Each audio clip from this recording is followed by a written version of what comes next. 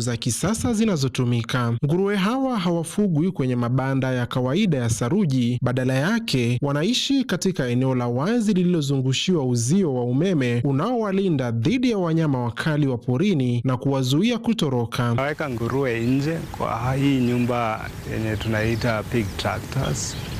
Asubuhi tunawafungulia, wanakaa mchana nje. Tunawekea maji ingine kwa mudbat, wanajiviringa tu mchana. Alafu jioni wakisha kula tunawarudisha kwa nyumba. Makazi yao ni ya kipekee, mapipa yaliyobuniwa upya maarufu kama mobile pig tractors. Haya huhamishwa mara kwa mara, yakiruhusu udongo kupumua na kusaidia kusambaza samadi kwa njia ya asili. Ukulima wenye tunafanya hapa ni tofauti na ile yenye tunafanya nyumbani. Ule wa kufanya nyumbani ni ile yenye watu wamezoea, ile ya kuweka kwa nyumba, kusafisha nyumba asubuhi. Lakini tofauti na hii, unaruhusu nguruwe wakuwe nje, waenjoy mazingira kama wanyama wengine wa kawaida. So wanapata chakula yao mzuri, chakula tofauti tofauti. Wale wenye wamefungiwa ndani wanakuwa na shida ya kuumana sana, lakini hapa wako free. Wakishapewa chakula na wakule vizuri, waende kwa mud baths, waogelee. Katika kuhakikisha hakuna rasilimali inayopotea, lishe ya nguruwe hawa hutokana na mabaki ya chakula kutoka Ololo Safari Lounge. Kutoka kwa mavuno shambani hadi mezani, hatimaye kwa mabakshishi ya chakula yanayoliwa na nguruwe, hapa hakuna kinachosazwa. Huu ni mfumo halisi wa uchumi mzunguko ambapo taka hubadilishwa kuwa rasilimali. Mfumo huu unapunguza gharama za uzalishaji huku ukilinda mazingira. So asubuhi kama saa 1:30 tunaenda tunachukua chakula, tunachukua mabaki kutoka kwa jikoni. Kwa hii shamba yetu tuko na bahati kuwa na pia hoteli ambayo iko na jikoni, inatoa ile mabaki yenye watu wamekula. Pia tunatengeneza bone broth. Ile mabaki ya bone broth yote inakuliwa na nguruwe. Pia kwa soko tunaenda tunakusanya matunda na mboga, wanakusanya na wanaleta huku, tunawaekea, wote wanakula. Usafi ni kipaumbele katika ufugaji huu. Nguruwe huoshwa mara kwa mara na hupata fursa ya kuogelea kwenye matope ama vidimbwi hivi, hali inayosaidia kudhibiti joto la miili yao na kuimarisha usafi.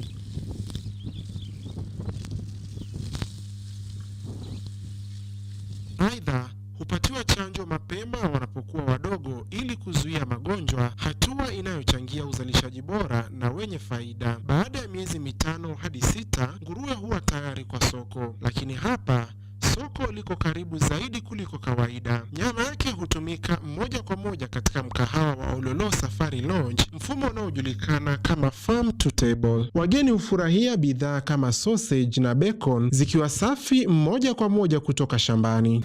Kuwaeka huku nje wako na furaha sana, so changamoto zile za magonjwa sana haziko.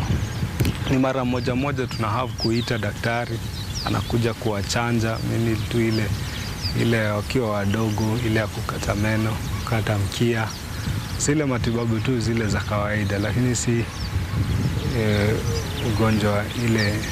Kama kuna ile yenye imepata ajali kidogo, ndio tunawekea spray na tuna manage tu sisi wenyewe. So a kitchen here, and it's part of the reason why the farm started, because of the kitchen. We wanted to practice what we are calling farm to fork. So growing food and feeding our guests here at Ololo, so that we can feed people the food that they can trust where it's coming from. They can see how we grow our food and prepare it for them. So what we do here at Ololo, we call ourselves regenerative farmers because we are trying to raise crops and livestock in a way that takes care of the environment, sort of mimics the natural way things would grow. Like livestock would move in a park or crops would grow in a forest. So that's what we call regenerative agriculture. So nyuma ya mafanikio haya kuna uongozi unaoamini katika usawa. Meneja wa shamba hili Kelvin Getobai anaeleza kuwa uwezo wa mtu haupimwi kwa misingi ya ulemavu. Licha ya kuwapa fursa walemavu katika shamba hili, Getobai anaeleza pia kwamba wanapatiwa mafunzo ya mara kwa mara ya usimamizi wa shamba. On farm we have a total of about 12 full-time employees and half of those are deaf. They are very skilled, experienced, and they're very good to work with, very focused. That's why we love working with them. So they manage various enterprises, including the pig enterprise. We have Blasio, who's managing the enterprise, and he's been doing a very amazing job, and we would like to continue working with him. Hata hivyo, safari hii haijakosa changamoto. Uwepo wa wanyama wakali kama fisi unalazimisha matumizi ya uzio wa umeme kwa usalama wa mifugo. Aidha, rasilimali za kifedha ni changamoto inayokumba wakulima wengi. Lakini kwa Blasio na timu yake, dhamira ni kubwa kuliko vikwazo. In the next 5 years, what we want to see is Ololo turning into like a proper demonstration farm for pasture-raised pork as our main enterprise, and it's something that we are building on and promoting in the market, working with our team to create premium cuts. Already we've received very good feedback from our guests that we are serving from our kitchen of how good our pork is. Matumizi ya mfumo wa uchumi mzunguko katika ufugaji yanaweza kupunguza gharama, kudhibiti taka na kuongeza faida. Mabaki ya chakula yanaweza kuwa lishe bora kwa mifugo kama nguruwe, mradi tu usafi na ubora vinazingatiwa. Akida Kasim, runinga ya KU.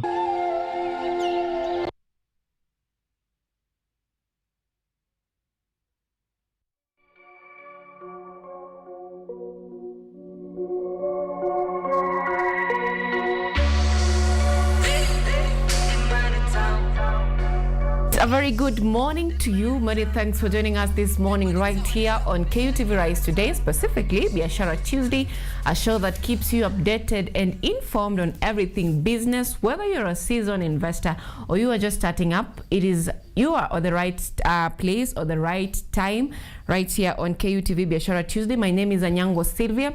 And KUTV Biashara Tuesday is streaming live on YouTube at KUTV Kenya. You can also engage with us on our Facebook platform, that is at KUTV Station, and other platform that is on X at KUTV_Kenya, and interact with us. Tell us what you are feeling, how you're feeling this morning, and what are your thoughts on the current state of the economy, or how is your business doing from where you are. It is the 21st of April 2026.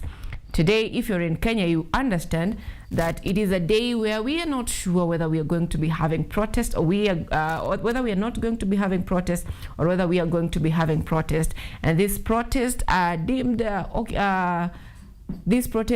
occasioned by the high fuel prices, despite the fact that we do not have anyone who is claiming or who is behind or who is pushing for the protest. But that is what we are looking out for during the day. Also, being a year and some months to the general elections, we have political jitters in the country, very high temperatures in the country, that is political wise, and we are having the opposition leaders fronting their, should I say, agendas or their complaints.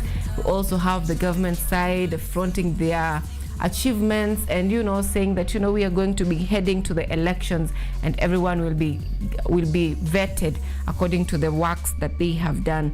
So right here on Biashara Tuesday, we're always having discussions centered on business and, of course, centered on governance, because there is nothing that can happen in this country or in any place in the world without considering politics or governance. Governance literally affects every aspect of our life. And this morning, we shall be having, on the first launch, a discussion on our mental health, not our mental health, our mind health. Oftentimes we talk of, emotional intelligence, we talk of, be good in your business. But what about the wealth that we have, the mental wealth that we are having? How well do we harness it? I heard someone say that your level of income depends on your level of exposure, or your ambitions depend on your level of exposure. So how can we build a strong mindset and be able to expand our horizon of what we dream of or what we aspire to be having in life in terms of businesses, positions, and everything in between? So we shall be having a discussion centered on our mental wealth or our mind wealth, what we can harness from having a broader understanding of issues and how to better our businesses. Later on, we shall be having a discussion, of course, on the state of the nation, and this will cover different newspapers, headlines, and those are stories that are making headlines in the country. And now that we are talking of politics, I have several newspapers here with me. We'll go through the headlines and see what the dailies have for us this morning. Allow me to begin with the Standard. They call themselves the bold newspaper this morning, and they're talking of battle lines drawn, saying that ODM has escalated its 2027 political positioning, rejecting zoning arrangements and vowing to field candidates from the presidency to the ward level, a declaration that intensifies its contest with UDA while exposing deep fault lines within the party over its relationship with President William Ruto, its participation in the broad-based government, and who ultimately controls its electoral strategy going into the next general election. So the Standard this morning are very political, and lisemwa lolipo kama ilipo laja. And as we are talking about the political temperatures being very high or intensely high in the country, we are talking about the UDM. And remember, the ODM Gen Z said that we cannot be bought, and chama cha ODM hakiwezi kumezwa, mtu akimeza tumbo itapasuka. That is on the Standard. Moving forward to the Daily Nation this morning. The Daily Nation are talking of why UN fears for this Kenyan's life, and this is a story related to abductions. The Daily Nation says that Clement Muriru Kamau, a human rights activist, has been documenting alleged atrocities committed at the vast Del Monte pineapple plantation in Thika and has reported persistent persecution. His case has drawn the attention of Miss Mary Lola, the United Nations Special Rapporteur of Human Rights Defenders, who has petitioned the Kenyan government. And this story has been given 2 pages on the Daily Nation. That is on page 5 and of course on page 4. And they're talking of the letters that she has written are sent both to Del Monte Company, the Kenyan government, and the United Nations. But the Kenyan government and Del Monte do not address the letter. Talking of similar letters addressing these issues are sent to the government and the United States of America and the president of the company Del Monte Foods, but again they are not taken seriously. That is a story on the Daily Nation. Still on the Daily Nation, on politics, they are talking of Gachagua ratchets up pressure on fuel protests.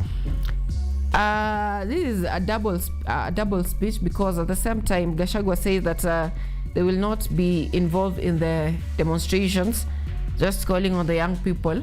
And I've talked to young people this morning. They're saying mvua imenyesha kidogo wasamehewe, mvua imenyesha, today they will not be going for maandamanos. And also still on the Daily Nation, how Iran war has hit tea industry. That is on Matters Business. Mixed fortunes for Kenya police mission in Haiti. Another story that needs to be looked at. We'll be looking at that further as we get into the newspaper review right here on Biashara Tuesday. On the Star this morning, remember it is not for sale being a Tuesday. They're talking of billions, deadlines, and dreams. Kenya's AFCON Stadium rush. That is a story that we shall also be looking at. Is it politicized? Is it something that is possible to achieve? Is Kenya capable of doing that? And how well will this benefit our economy as a country? Also in politics, they're talking of which way ODM internal rifts, UDA clashes test party. And this is in relation to the stories of zoning. Zoning is a real battle here in the country, currently ongoing, and everyone claiming supremacy and wanting to control their strongholds. Still on the Star, they're talking of from Great Wall to green goals. Mudathi's journey of purpose. That's a feature on page 11. Also pain as household businesses hit by high prices of cooking gas. Wala watu ambao wanauliza, the people, we have our member of parliament who said that the people who are complaining of fuel prices do not even have cars. Ni watu wa Futsubishi. But then again, this is affecting every sector, and right now we have a story on page 12 on the Star talking of how this is going to hit households by an increase in cooking gas prices. And also Senate 6 EACC probe on counties fail to account for billions. This, remember, is something that we've been talking about right here on the controversy between the Senate committees and the governors who apparently refuse to take accountability of their actions or of their counties and how they are spending taxpayers' money.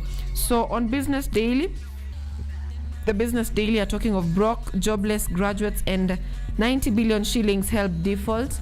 This is a report given from 2003 of graduates who fail to pay what they owe to the government. And this is affecting those who are continuing students and those who are to join campuses because the body does not have enough funds to facilitate that. Also on the Business Daily, they're talking of Kenya eyes rent from embassies in Africa. There was a story given prominence on the Business Daily. Moving forward to People Daily, they're talking of rising impunity under Ruto's leadership. 2027 political contest sparks debate over neutrality of state offices. And this is in relation to party leaders who are holding offices in government. This includes the Speaker of the National Assembly, Moses Wetangula. We have the Speaker of the Senate, Amason Kingi, who are holding positions or leading political parties. We also have a CS who is also holding position or who is a party leader and still actively involving in politics. So this debate has been ongoing for quite some time on whether they should be still party leaders or they should leave that position to someone else. On the People Daily still, ripe for power, the race for Kenya's first female deputy president. And we have two of them currently who are eyeing that seat. We have Gladys Wanga and of course Anne Waiguru. That is on business on the People Daily. And further in matters education, they're talking of CUE on the spot as MPs question 43 million Kenyan shilling system and staff promotion. That is on the People Daily. Moving forward to Taifa Leo this morning, they're talking of Kindiki, njia ya Ruto mlimani. Hizi ni siasa za mlimani na uchaguzi wa Rais William Ruto kwa mara ya pili katika uchaguzi wa mwaka 2027. Wanazungumzia pia ODM yaahidi uteuzi huru kura za mwaka 2027. Kumbuka kwamba chama cha ODM kimekuwa kikipata malalamishi mengi kuhusu uhuru ama uwazi wa uchaguzi wao kabla ya kuingia kwa uchaguzi mkuu kila mara, na sasa wanasema yaahidi kwamba uteuzi huru utazingatiwa katika uchaguzi wa mwaka 2027. Vile vile katika gazeti la Taifa Leo wanasema kwamba watoto wakataza Jagi na Luis Figo kutimua mama yao. And also damu freshi yatisha vigogo mwaka 2027. And ini kuhusiana na the uprising of Ndindi Nyoro and of course Edwin Sifuna. And they're also talking of hofu Amerika Iran zikitoa vitisho tena. Hayo ni taarifa ambayo yamepewa kipaumbele katika gazeti la Taifa Leo. So those are the dailies right here in the country which we are having. And just to mention a brief mentioning of newspapers across our borders in Uganda. In Uganda, they're talking of 41 billion okayed for hiring health workers. That is on New Vision newspaper. They're talking of 41 billion okayed for hiring health workers. Moving forward to a different newspaper in Tanzania, The Citizen, they're talking of Tanzania turns to gene editing in malaria fight. And gazeti la Mwananchi wanasema kwamba utitiri masharti ya mikopo kwa vijana masharti ya mikopo kwa vijana watikisa bunge, alafu pia wanasema vigogo kini cha tatizo Kariakoo. Those are newspapers that we are having this morning, of course, in Kenya and across our borders. Across this time, I want us to take a look at what is happening on our roads and, of course, the weather situation according to the Kenya Met Department.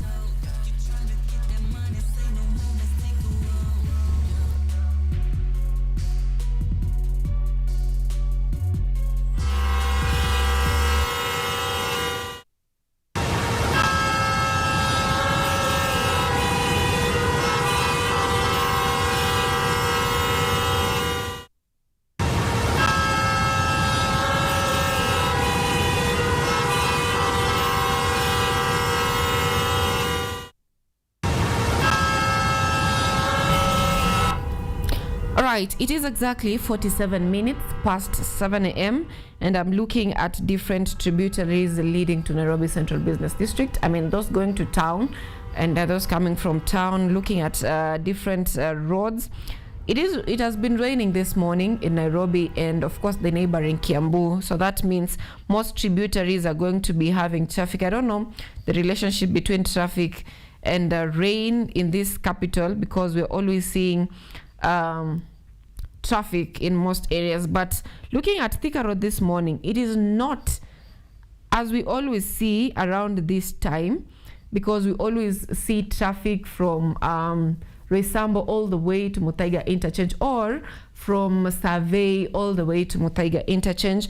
But then this morning there is just a little bit of patches of red that is around KCA, and then it is all clear all the way from Githurai, Kenyatta University, Roysambo, all the way to Pangani interchange. Around that interchange is where there is a slowdown. So today Thika Road looks quite good, not as we are always seeing it every day. So if you are using Thika Road today, I think it's because most people have not woken up going to work early in the morning because of the rains.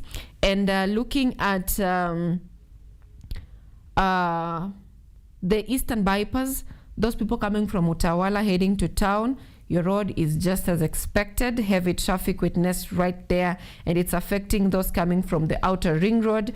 You're going to be staying on the road for quite some time. Alternatively, you can avoid using the Eastern Bypass and use Jogoo Road to town.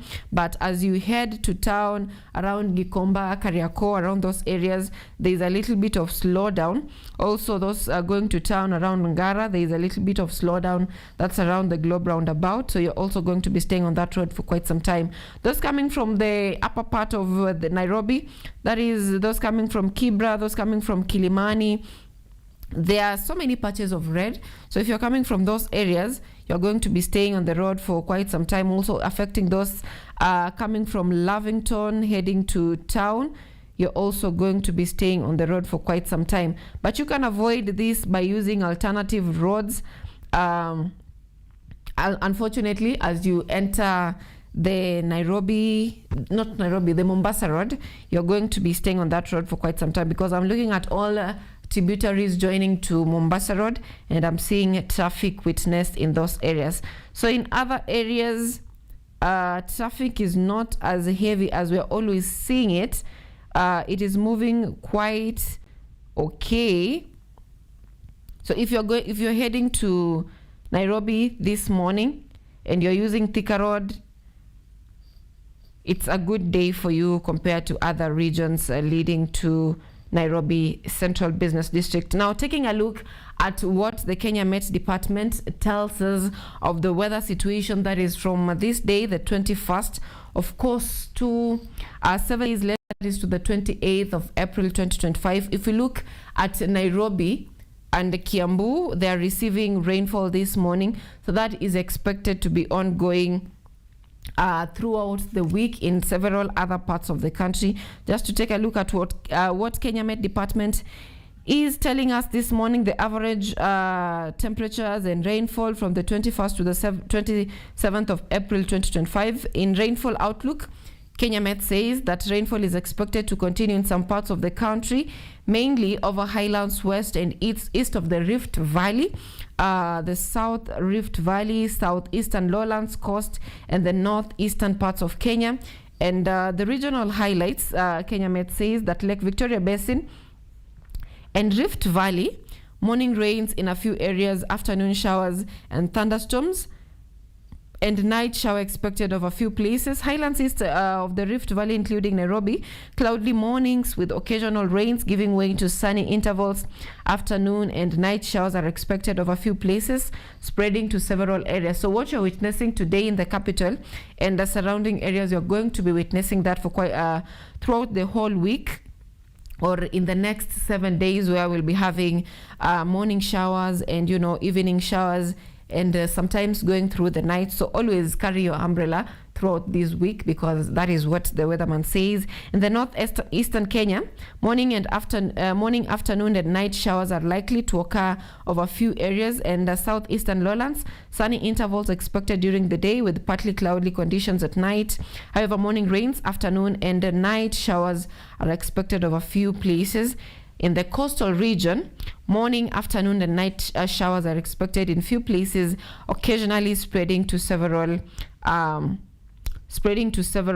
places. And in temperature outlook, Kenya Met says that daytime temperatures of more than 30 degrees Celsius are expected in the coast, the southern eastern lowlands, northeastern, and northwestern Kenya.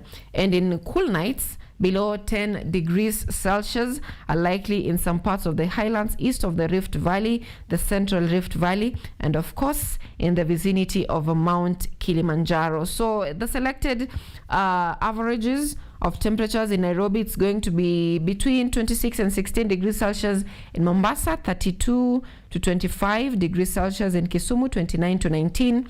Nakuru, 24 to 14, and in Eldoret, 23 to 14. Finally, in Mandera, 35 to 26. So as according to the Kenya Met Department, Nairobi and surrounding will be receiving showers mostly in the morning, in the afternoons, and sometimes partly during the night. Temperatures are going to be quite lower compared to other regions, and in the northern part of the country, and of course the coastal part of the country, they're going to be receiving higher temperatures. So you can still proceed without Easter holiday if you didn't have it when there was so many people and the flights were overpriced. That makes the weather and the traffic update this morning.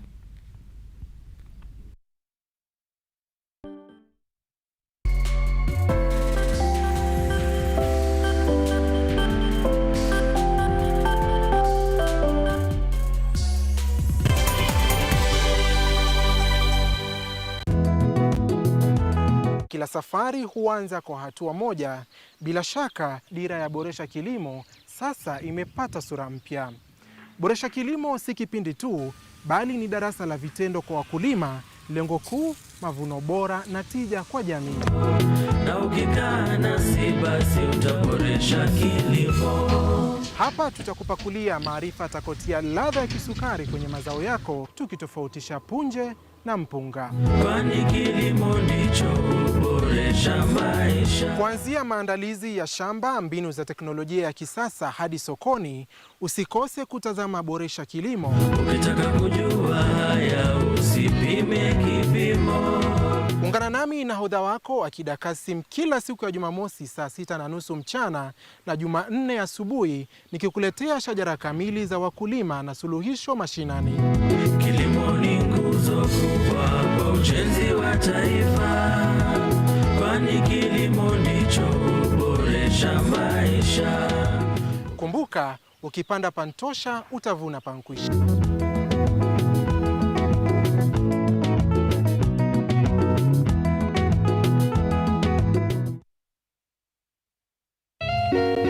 We are here today to protect the future. That future is us. Hi everyone, my name is Karen Wanjiru Kimani. I'm 13 years old. I am an environmental ambassador, voice of the children, climate change champion, founder and CEO of Current Thought Environmental Conservation Foundation, and I am the current ambassador of the United World 2025-2026. And today we are here to launch my 50-acre forest that the KFS has allocated us in Kinale, Kiambu County.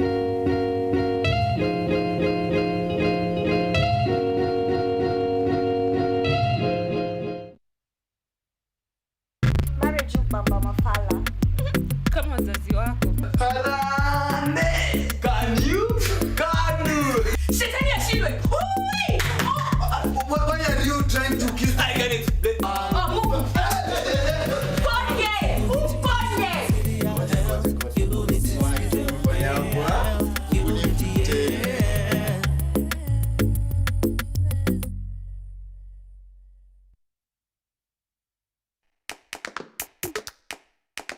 Baada ya kutafuta kazi, tunaweza kuanzisha miradi yetu ambayo ingetusaidia kubadilisha maisha ya wazazi wetu. Kwa vijana wenzangu, wengi wale hawana kazi.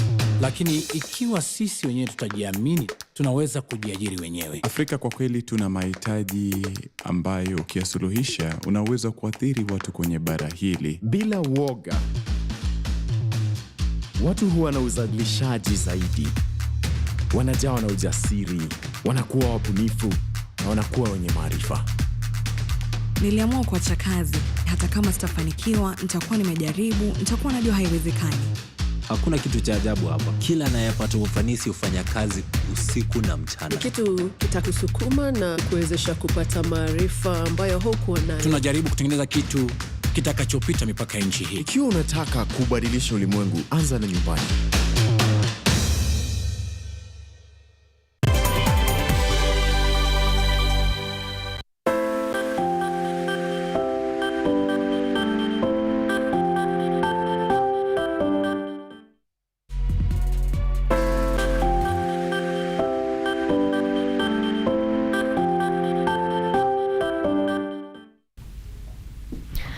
Welcome back. It's time to get you updated on matters and news and what is shaping the narratives in the country. To set us off in politics, Democracy for Citizens Party leader Rigathi Gachagua has unveiled his DCP candidate for the Kiambu gubernatorial seat, a move that clearly signals his decision to sideline current Kiambu Governor Kimani Wamatangi from his Mount Kenya political plans. Despite Wamatangi's popularity during his first term, Hassan Lewa begins this broadcast this morning.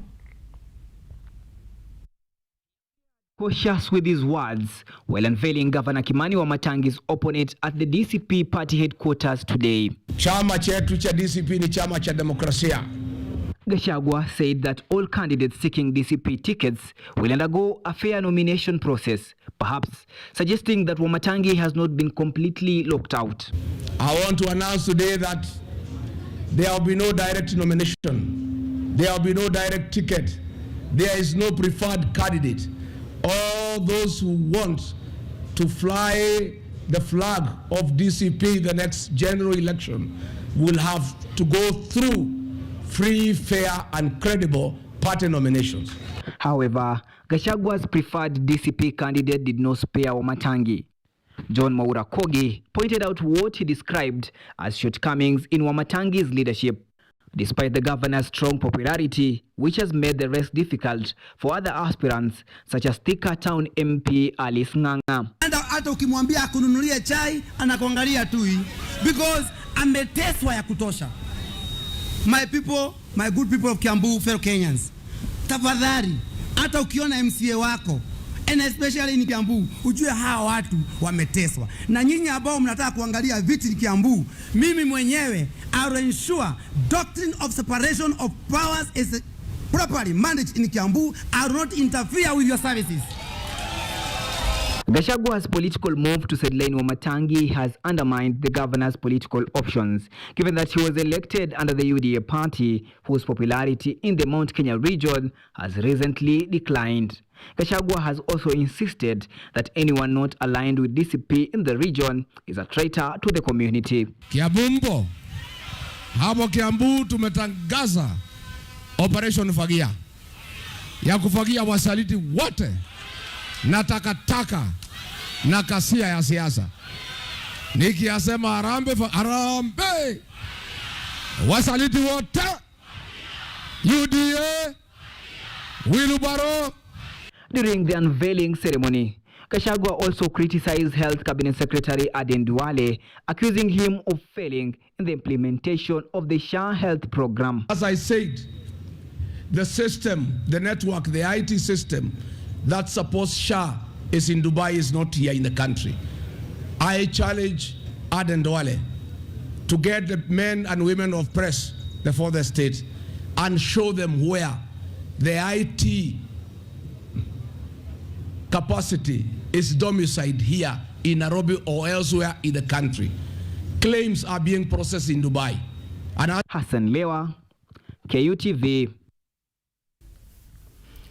We have so much to talk about in relation to opposition politics in the country. And of course, this is in relation to the language, the agenda, and everything in between later on our newspaper review. Now, moving on, the continued rise in matatu fares has become an increasing burden for many Kenyans, with complaints growing louder by the day. Now, the Kenya Taxpayers Association has raised fresh concerns, accusing matatu owners of using increased fuel prices as an excuse to hike bus fare. The association warns that this trend is not only hurting ordinary citizens, but is also contributing to the rising cost of living across the country. Extra revenue fare of 3,613. This is uncalled for, and we should not continue to really rob Kenyans broad daylight. So we are calling all the associations to observe this, despite the economic challenges that comes with the fuel shocks. Now, the fuel prices increase as relatively modest direct costs impact on diesel matatus, and the way I put it, if you do your mathematics rightly, matatus are making exorbitant profits, and this is, we don't think as a taxpayers association we want to encourage this. So under fuel shocks, operators are incentivized, and we are advising them to adjust fares upward, not beyond the recovery, but within the margin. Just so you know, if you are tired of using matatus because of the fare hikes, there's also a hike in taxes of motor vehicles. And right now, cars like Alto, Demio, the taxes go up to 400,000 Kenyan shillings. So the prices, if you were to purchase a car at 1.3 million, you might be purchasing that car at 1.5 million Kenyan shillings, just to mention. And moving on, President William Ruto is in Italy for a 3-day state visit. Ruto is expected to hold high-level diplomatic and business relations between Kenya and Italy. Ruto's official visit to Italy began with a wreath-laying ceremony at the grave of soldiers who died in the war at Piazza Venezia in Rome. The ceremony, held at the historic Tower of Altare della Patria, is a sign of commemoration of the soldiers who died in the war.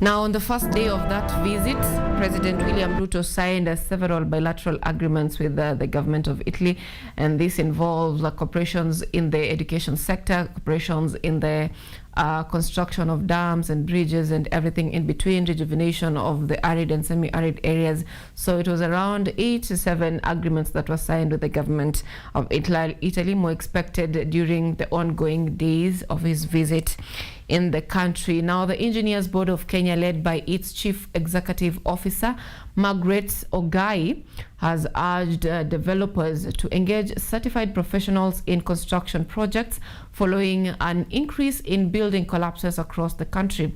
As Ochieng Cynthia tells us in the following report, many of the collapsed buildings have been linked to substandard work and unqualified practitioners.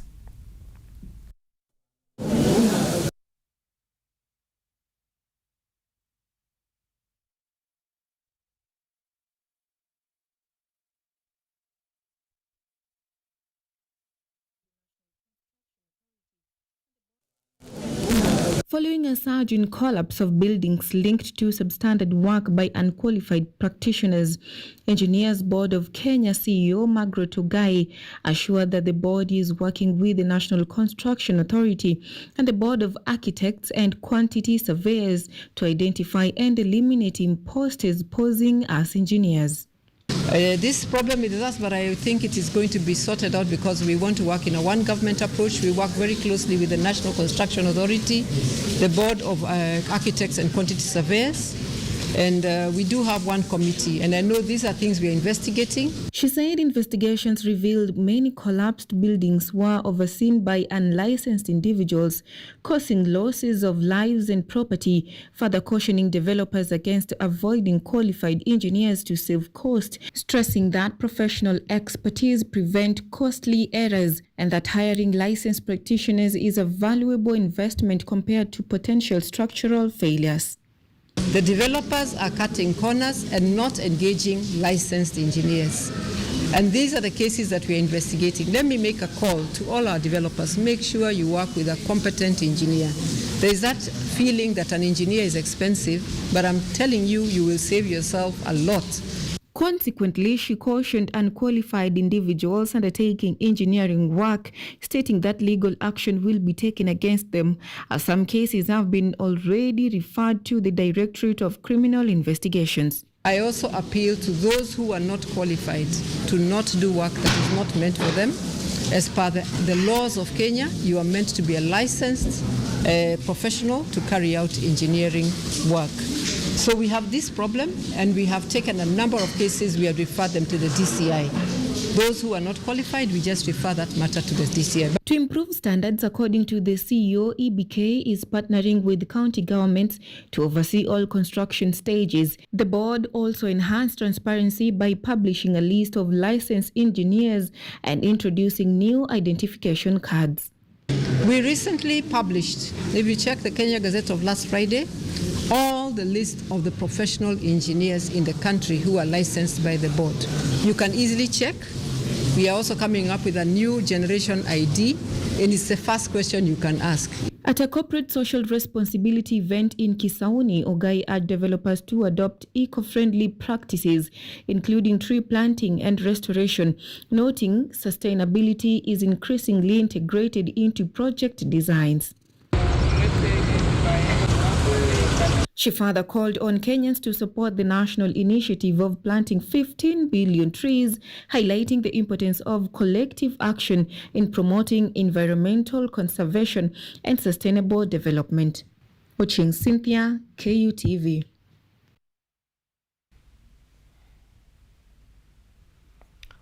All right, now moving on to different stories this morning. The ongoing wrangles between the Orange Democratic Movement Party, ODM, and United Democratic Alliance, UDA, continue to play out today at the ODM yesterday at ODM Youth Convention. ODM leaders took a firm stance against their counterparts in the broad-based government, demanding respect for their party while dismissing claims that ODM has been sold. Again, on a different political stage, top ODM leaders intensified the visible cracks in their relationship with UDA. Tuko na mheshimiwa DJ, twende kazi DJ. At the ODM Youth Convention held today in Nairobi, ODM's Simba Arati, Hassan Joho, and Oburu Odinga, among other ODM figures, directed their attacks at UDA leaders who have been accused of disrespecting the ODM party. Tuko united, tuko strong. Our broad-based partners, mutusikize vizuri. Sisi watu wa ODM, kwa heshima ya baba, mutuheshimu tafadhali. Kwa sababu tumewapatia heshima lakini mnatupeleka hivi. Mjue hawa watu wote hawaenzi kupiga pahali ingine, wanalinda ground, wanalinda mwananchi na tuko united. The ODM party leader Oburu Odinga emphasized that the party shall not surrender its strongholds to anyone, including its partners in the broad-based arrangement. We will grow from strength to strength. It can never be swallowed by anybody. It is too big to be swallowed. If you try to swallow it, your stomach will burst. Oburu further stated that ODM has not been sold to anyone and warned that he will take legal actions against those alleging that he, the son of Jaramogi Oginga Odinga and the brother of the Enigma Raila Odinga, is selling the ODM party. Wakisema sisi ni nini, lakini kuna mmoja wao ambaye amesema Oburu amenunuliwa. Mimi nitapeleka yeye kotini aseme huko Oburu amenunuliwa na pesa ngapi. Mimi siwezi kununuliwa. The leaders also criticized the united opposition, the arsenal, targeted directly towards the former deputy president Rigathi Gachagua. Rigathi anatupigia kelele kila siku, anasomea ODM kila siku, anataja jina ya Dr. Oburu, Wanga, sijui Junet. Yule mtu chama yake hata haitoshi branch ya Migori county peke yake ndio inashinda chama ya DCP hapa Kenya. During the convention, ODM announced the opening of the application portal for aspirants seeking to contest various seats through the party. Kwa hivyo hiyo ndio dia yetu, na sasa tumeamua kufungua portal. Wale wote ambao wanataka kugombea viti ya ubunge, MCS na viti vyote hata ya presidency waanze kuapply kwa portal hiyo. Hassan Lewa, KUTV. Thank you, Hassan, and he'll be joining us later on for a discussion on the state of the nation, and that is on newspaper review. Just to mention on matters of politics, remember Rigathi Gachagua said that the ODM party has been bought, and also he has also raised, he's opening up the files on why Raila Odinga died, and that is something that we should also be keen on as we discuss matters politics. At least 269 fatalities have been reported in Lake Victoria over the last 10 years. This is according to a top Kenya Maritime Authority official, the majority of which were caused by non-compliance with the necessary regulations. According to KMA's Maritime Safety Department official, Oliver Minor, the deaths were as a result of 420 accidents in the lake between 2015 and 2025. Let's get more from our very own Rajab Juma. In the last 10 years, Lake Victoria has seen more than 400 incidents. This is according to Kenya Maritime Authority official, who has highlighted that 269 deaths have been reported in Lake Victoria over the last 10 years, the majority of which were caused by failure to comply with the necessary regulations. Olive Minor, representative of KMA's Maritime Safety Department, claims that 420 incidents in the lake between 2015 and 2025 caused the deaths. Root causes of these problems. One is the high cost of complying with the regulations or with the standards. Another one is the low household incomes, where the risk perception is quite low, because every income that comes in is divided amongst the needs of that household, so that very few households prioritize the safety. Now, within this program, we have several initiatives. The first initiative is that KMA is going to have its presence within the counties, right from Busia, here in Siaya, Kisumu, where we have the regional office, in Homa Bay, and in Migori.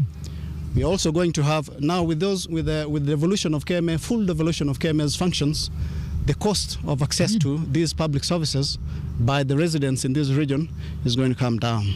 Speaking during a feasible study stakeholders validation session at Bondo Technical Training Institute, Minor stated that drowning was the primary cause of death and that wearing a life jacket may have prevented this.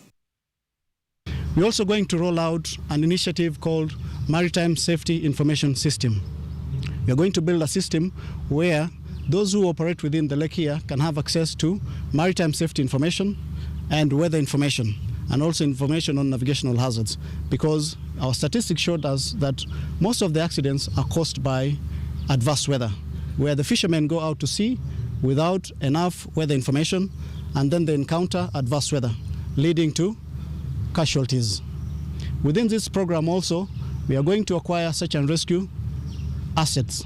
The KMA official stated that the government has started a multi-million shilling Lake Victoria Maritime Communication and Transport project to address the problem of subpar vessels, overloading of both passengers and cargo, and accidents in the lake in an effort to lower the high number of accidents. One of the biggest beneficiaries or benefits of this training is that within 3 years it will not be possible to drive a boat or to operate a boat within these waters without that certificate. It therefore means that this training is an access to employment for 15,000 people. And then we have a training on engine mechanics. Franklin Anyango, representative of Bandari Maritime Academy, stated that the school is prepared to train and certify individuals who would be chosen to participate in the program. In an effort to guarantee lake safety, the authority has also intended to train over 17,000 workers in course-wing, boat engine repair and life jackets production. Anyango, KUTV. Now, as heavy rainfall continue to pound, residents of Ngombeni in Ijunga ward, that is in Mombasa County, are pleading for immediate action to alleviate the ongoing flooding. The heavy rains that started on Sunday morning and continued into Monday has made a number of roads unusable, forcing many to relocate after homes were flooded and cut off. Angry locals have lamented years of disregard, claiming that authorities have ignored their repeated requests to upgrade drainage system. They now worry about an impending waterborne illness outbreak.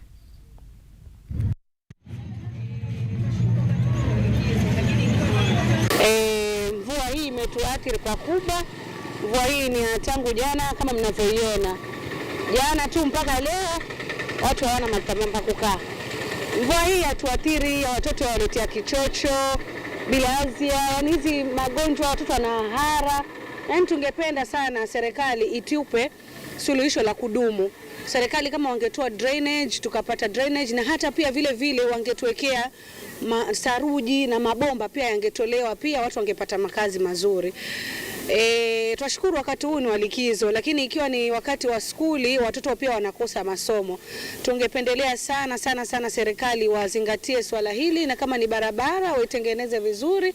Hii mate ya tarika, hata kuna watu wengine ukiingia kule ndani, kuna wengine wamegura, wamehama makwao, na ndio hali vile mnaona, ndio hali hii. Kiingia ndani huko kwa ndani huko kote ni maji tupu, ndio hali ya Junda. Msaada kwa serikali ni kutupatia drainage ya kutoa hii maji kipeleka baharini, ndio pia wakazi wapate nafuu. And small-scale vendors in Magonga, Nyamache sub-county, have protested over the money that President William Ruto recently provided to compensate them for their displacement and make room for the market's improvement. Officials from the local National Chamber of Commerce and Industry, which represents about 300 traders, asserted that the 1 million Kenyan shillings donated by the president during his recent trip of the trading center was allocated to non-beneficiaries by the market committee. The market committee personnel were challenged to present the list used to distribute the funds for verification.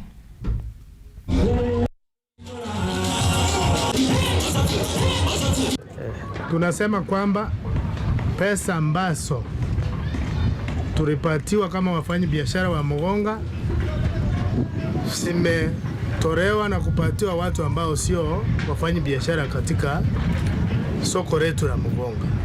Tungeomba mwenyekiti ambaye alipatiwa hizo pesa atupatie record ambayo inaonyesha ni kina nani walinufaika na hizi pesa, ili tujue kwa ukamilifu ni kina nani, kwa sababu wafanyabiashara wetu ambao walilengwa na hizi pesa hawajapata pesa. Mimi kama chairman wa wafanyabiashara wa Mugonga ambaye ni Chamber of Commerce, tuko na rekodi sahihi ya wafanyabiashara ambao wangenufaika na hizi pesa. Jambo la kusikitisha, hizo pesa zilichukuliwa na kuwanufaisha watu tofauti kabisa ambao sio wanabiashara wa Mugonga.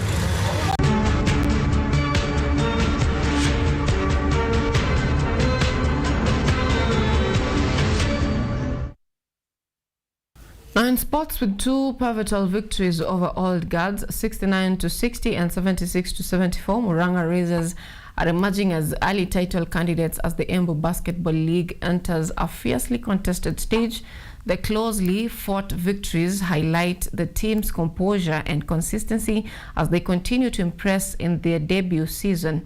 In another key fixture, White Wolves delivered a dominant 74-52 win against reigning champions Embu Knights, a result that has significantly shaken up the standings and intensified the race at the top.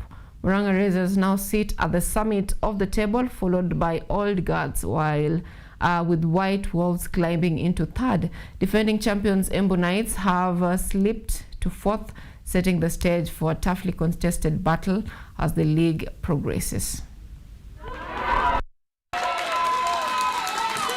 Tumecheza leo na Old Guards. Game 1 tuliwachapa na 9 points. That's 60-69. Game 2 ndio imesha saa hii. Tumewachapa na 2 points. So they are a good team. Ni wase wanacheza poa. But kongole kwa my guys ndio wametoka na win. Tumecheza 2 games. They were tough games. We managed to come out as the loser. Tulipambana penye tuliweza, lakini hatukuweza kufanya yote yenye tungeweza fanya. Lakini kuna wakati mwingine tutarudi tena, tutajituma zaidi na tutafika hapo juu. The aim of this league is to grow the game, network and grow opportunities for young people. People are able to use their skills to get jobs in the corporate na pia ku keep vijana busy from hizi vitu zinaangusha vijana siku hizi. This is the 4th edition of this league. Ilianza 4 years ago na kuna teams kadha wa kadha.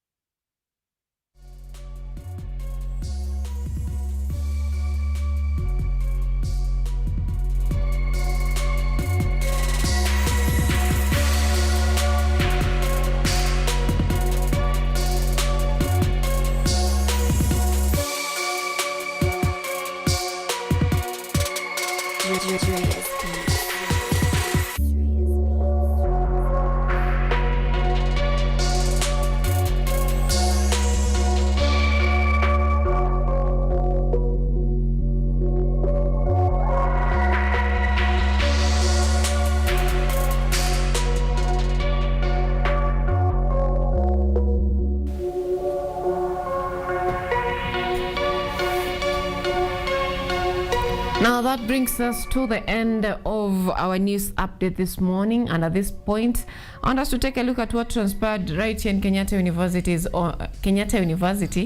on the recently concluded National Economic Symposium that was held right here in campus.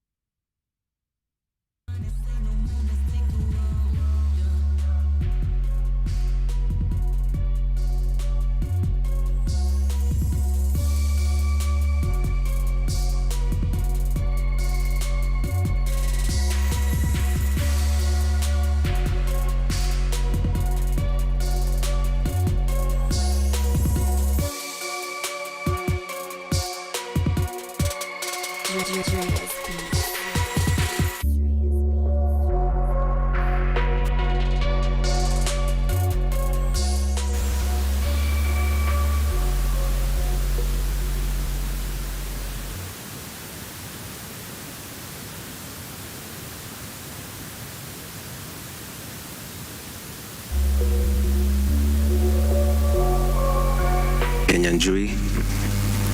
A very warm welcome to Kenyatta University first. Thank you for honoring our event. Representing the Vice Chancellor, the DVC, Professor Washeke Wanjoy, Senior Management of Kenyatta University, the Executive Dean, School of Business, Economics and Tourism, and our esteemed patron, again, Professor Perez Onono, who, just to mention, belief in this association has never been wavered. Distinguished faculty, industry partners, invited guests, and fellow students from across our great universities, good afternoon. I am honored, extremely honored, to stand before you today. My name is Lenny Mutembei. I am the chairperson of the Kenyatta University Economic Student Association, KUESA, and on behalf of every student who planned, organized, competed in, and most importantly, showed up for this symposium. Thank you so much for being here. What we witnessed earlier in the morning was not just a student competition. I can say it was proof that us, the young people of this country, are not waiting to be handed over just seats at the table. We are building the table ourselves. We are the table. And making sure that all things presented here are both eco-friendly and sustainable, both in a business sense. A lot of universities have been here. We've had several presentations. And one very clear message is Kenyan youth, and dare to say African youth in general, can solve African problems. KUESA was founded a couple of years ago, 30-something years ago, probably more. That's way longer than most of us were born. It was formed by, I'd say, just a simple but radical idea that economics should not only stay in the classroom, that theory without practice is just, say, vocabulary, and that students who understand markets, policy, and innovation can, and emphasis must, contribute to the conversation that shape our great nation of Kenya.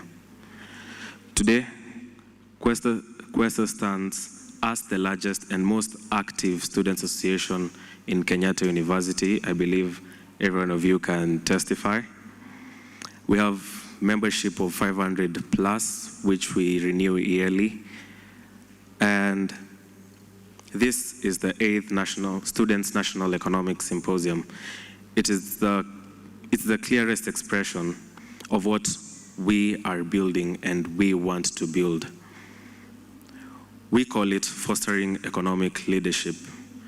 Today, you saw exactly what that looks like. To our esteemed partners, just to mention Kenya Industrial Estates, ACCA, Workforce Africa, Britam, Equity, IRA, CASNEB, WILD, ODU, Vision 2030, KIPRA, and most importantly, Chandaria Innovation Center. Your presence here is not just ceremonial, and it is a statement that the bridge between academia and industry must be built and maintained, and that you have chosen to help us build it. We, again, are very, very deeply grateful. Honorable Waziri, we are not here simply just to impress you, though I hope we have, hopefully. We are here to tell you, and through you, the government of Kenya, that we are ready to plug into the green economy, ready to plug into Kenya's trade and investment agenda, ready to turn our ideas that were presented on stage earlier and those that were not presented today into enterprises that, as we had talked, create jobs. As you had said, the government cannot employ anyone. We're here to learn the skill to create jobs and opportunities for our young people, me being one of them. Again, to also protect our environment and build the Kenya that we were promised in Vision 2030, and I'm glad that they're here with us. All we ask is that the door remains open, and for this year's theme, Youth-Driven Innovation to Build Kenya Future Through Eco-Friendly Solutions, we have shown the innovations. And I'll leave by saying the future is ours to build. Yeah. Thank you, and God bless you all. Asanteni sana.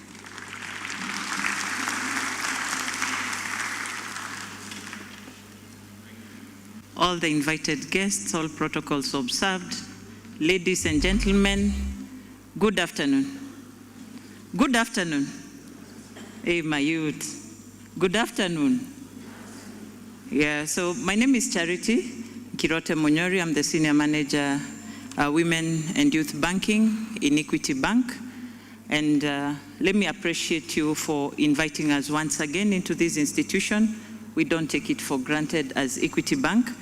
And we are here to continue partnering. And just to say that we have supported KU and through our EALP, that's the Equity Leaders Program, the KU chapter. I'm not sure if the chairman is here. He here. Yeah, we got invited here through that. And not to brag, but to say Equity Bank remains the biggest partner in terms of the parents. So we have majority of our youngsters here. So we are entitled also to be here to address through the Equity Leaders Program. So we really, really appreciate, and we continue partnering with KU. And just to say, as Equity Bank, we now have a specific sector for the youth, and that's why I'm seated. And this is to support the youth, especially in innovation. I appreciate all the presentations that have been done, and especially on the ESG. That's quite particular because it's all about the environment, and we are part of this conversation.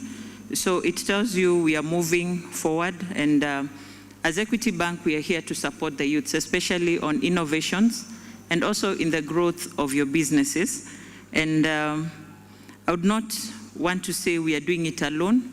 Our CS, I would really want to appreciate the government for giving us a landing page. When they give the youths the startup capital, where the banks, we've really tried and still trying, but the government has come in and supported the youth through the Nyota program. We really appreciate, because now we can grow those businesses. And as Equity Bank, we work very closely with the government, even through the Hustler Fund, which I'm told the highest now is at 150,000. So the moment you come into the bank, then it tells you we can grow your business to the next level. And we also offer financial education, which is free of charge. We can do it in person and also online. And always follow our page. Anytime we are doing the registration, just sign up and we're going to support you. We work also with the partners, like the African Guarantee Fund, who have come in to support the young entrepreneurs with the guarantees. And therefore, when it comes to security, it's not a priority. What we look at is their ability to pay, the cash flow. So we urge each and every other youth to bank through Equity Bank, so that when it comes to credit scoring you, at least you can get some good limits for your business. And then the other reason we're here is to appreciate each and every one of you for supporting Equity Bank. When it comes to PayPal, vijana we, PayPal, we feel KU. So we really appreciate you. You can clap for yourselves. So Equity Bank appreciates KU for doing well in the PayPal space through our branches that are here. And just to also say, with me, I'm with Judy and Alan. Alan is the one in charge of PayPal. Maybe he can just wave. Alan. And Judy is the branch manager, Kamaki's branch. And as you know, we've invested well around. We have a branch inside KU, outside KU, and also in Kamaki. So we really appreciate your support, and we don't take it for granted. And then just to commit ourselves as Equity Bank that will continue supporting the Equity Leaders Program. These are the youngsters who've come through the Equity Bank through Wings to Fly, Elimu Scholarship, and also the students who score A's in their Form 4. So we'll continue supporting you in a big way. And also to all the innovators and also all the entrepreneurs, count on us, and let's continue engaging. If you have to reach out to me, my email address is charity.munyori@equitybank.co.ke, and you're most welcome to all our branches countrywide. Thank you very much, and we wish to engage further with you through your leadership. Asanteni sana.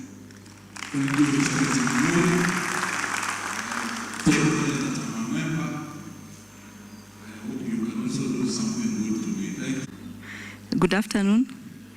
There's no energy in the room. What's happening? And you are Gen Zs. Good afternoon. Thank you so much. I'll ride on the already existing protocol, but of course I want to recognize Your Honor, Lee Kinyanjui. It's a pleasure to be here. And I also want to thank the organizers. Of course, I'm coming in from Britam. I'm the GM, Britam Asset Managers. And when I saw this request, it actually aligns with our 5-year strategy in terms of impacting the youth. So yeah, it's an honor and a pleasure to be here. Back to the basics on what brings us here today. On the platform, of course, we've had different speakers, and most of them have spoken about inclusivity. So Britam is, of course, pillared by inclusivity. We are a financial services company that we deal with. We have 4 companies, 4 in 1. We deal with life insurance, general insurance, Britam Connect, that is usually deals with the micro insurance, and lastly, the Britam Asset Managers, where I sit as the GM. So in today's topic about economic empowerment to the youth, I think the question that we ask ourselves is, when we hear about GDP, when we hear about economic development, economic growth, the sector growth, do we feel that at a personal level? Yes, no? Do we feel it? Do we feel it?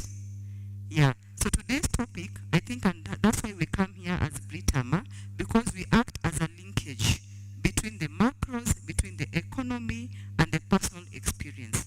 Because most of the time, we get to hear reports, which are very good reports, and of course they make sense. But at the same time, we have 2 extremes. One person will express the satisfaction on the economy, and the other person will express the dissatisfaction on the economy. So our role as Britam is to ensure that we act as a linkage. How do we make the macros, the growth, very relatable to our own experience? Yesterday, there was something going around, I don't know if you saw it, on how much was loaned digitally last year. Did you see it? Did you see it? 2.2 trillion. 2.2 trillion. NCBA alone, I think, had done 1.25 trillion in terms of the mobile loans. So do you know what that tells us? Currently, we might be bragging that the economy is stable. The projection for this year in terms of economic growth was 5.3%. Okay? That's a very stable, resilient economy. But again, if you look at such behavior, it only shows that most of us are still on the survival economics. You are getting money, lending money to survive, not lending money to grow. So I think what I want to leave us here is, especially as the youth, because you see we are not the future of the economy, future of Kenya. We're already participating actively in the economic growth of Kenya. So the question is, how can you plug in into the economy, actively plugging in. There is opportunity. The target that we have as a financial institution, as a government, and I'm sure the other speakers will speak into it, how do we make all the opportunities accessible to the youth? Because it is one thing to say Kenya is rich in the youth population, but then it's another to say, how do we convert the youth into active participation?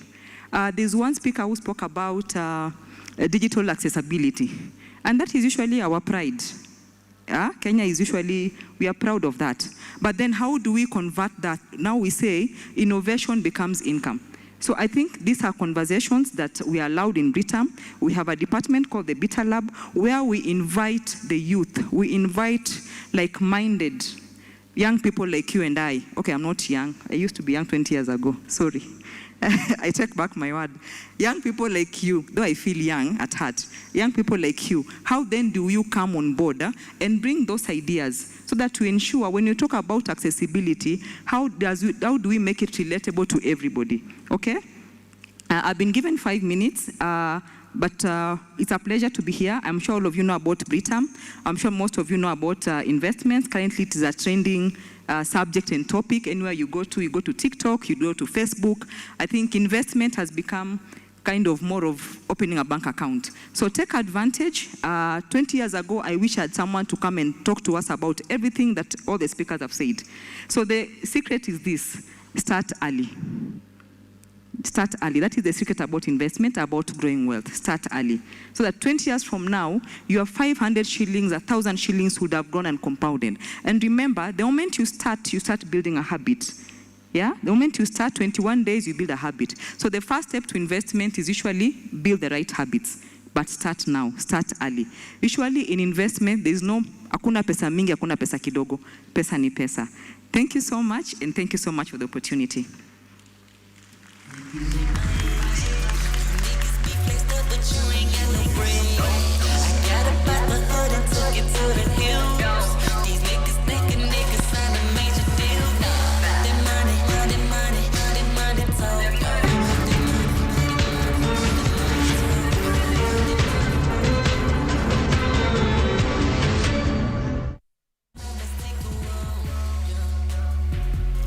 All right, welcome back. And when you are seated right here on Biashara Tuesday, you know it's about to get down on conversations related to business, conversation related to the state of the nation.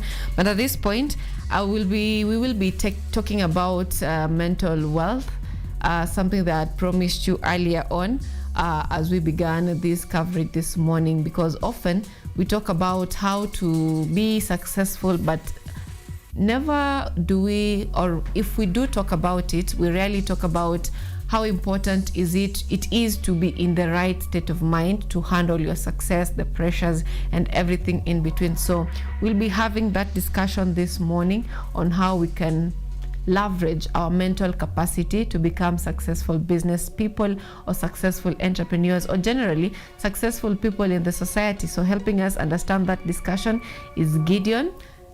Gideon. Good morning. Kindly introduce yourself to our viewers back at home. Well, thank you so much. This morning I'm faring on well. My name is Gideon Warembo. I'm a visionary thinker, the leader and the president of the Countersi Visionary Network, and also the founder and the leader of an organization that is called Countersi Mathematics, passionate about young people, about conversations around mindset. And I'm really glad to be here this morning. Karibu sana. Thank you. This conversation on mental wealth, how well do you perceive it to be a source of success or a stepping stone to success? How do you perceive it to be? Well, for over the past many years, I've been a bit much deliberate to study around this topic around mental wealth. And I've come to discover that this is something that actually influences all aspects of the human and all aspects of living. This is what controls our conversations. This is what controls what we do. This is what controls how we behave, how we relate with people, and everything about us. It is all about mental health, because everything that we pour out, it all comes from our mind. Even the conversation that we are having here, it is all originating from the mind. Therefore, this is something that we cannot afford to ignore. And this is something that have got a lot of effect to everything all around, from teaching in classrooms to business people, to politicians, to leaders, to people in sales and marketing. Yeah, all aspects of the human living. It is all controlled by the mental health, as we will continue discussing. Now, someone may argue that, you know, for me to be successful, it's not generally about my mental health. So give us the difference that comes in from being educated to being emotionally intelligent. Where does this mental wealth come in exactly? You know, when you talk about mental health, you know, the only thing that people see is that word that is written as wealth, but now the whole encompasses of mental health, it is actually broader than that, because there's also a satisfaction that comes with being mentally stable and relating well with people, and being at such a point where you can be able to think boldly, talk powerfully, act wisely, and do things in the right way. So it is a whole encompasses of things. So in mental health, from what we have is that there are different facets of the mind, and each facet is different, but they all get to work together to form an all-rounded human being. Yeah. All right. Now, now that you are talking of facets, there are different elements of how someone might want to categorize this mental wealth. And someone might talk of, you know, visionary mind, analytical mind, and all this. Talk to us about how visionary mind is important, especially for someone who is eager to start a business, or who is in the business world, an entrepreneur, someone who just has a vision, but then there is a problem with, you know, getting your vision in line or actualizing it or something like that. How the wealth that you have mentally can help equip you to be successful in that field.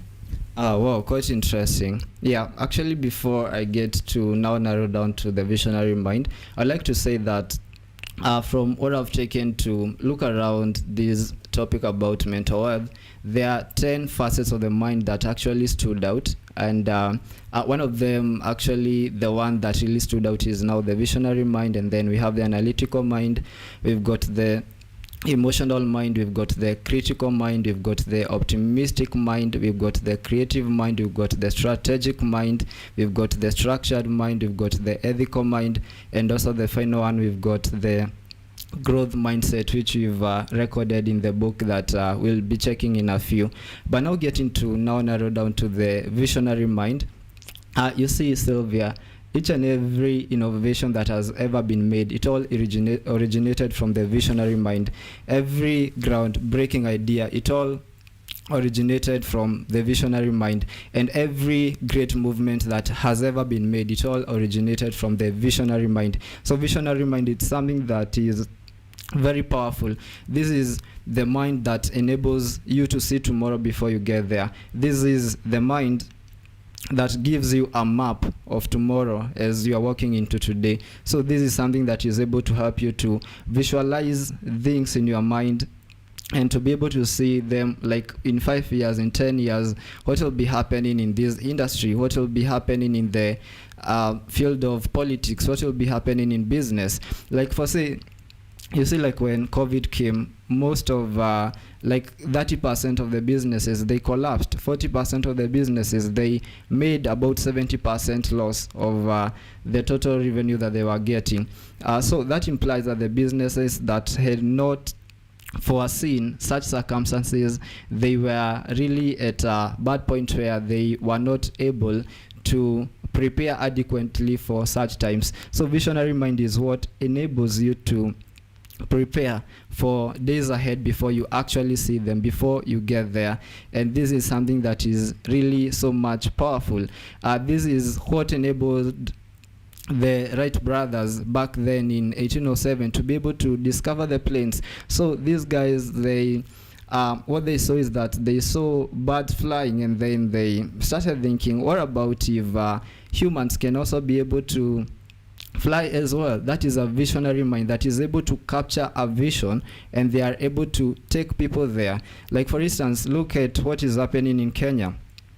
even the politics, how it's done is changing, the leadership and all that. We are moving from the tribalistic politics to a point where now we are debating on real ideas, and also Gen Zs are rising. So for the people who had seen this coming and they had prepared themselves and they had strategically aligned themselves in that, then that implies that they'll be at a better hand. So that is how powerful the visionary mind is.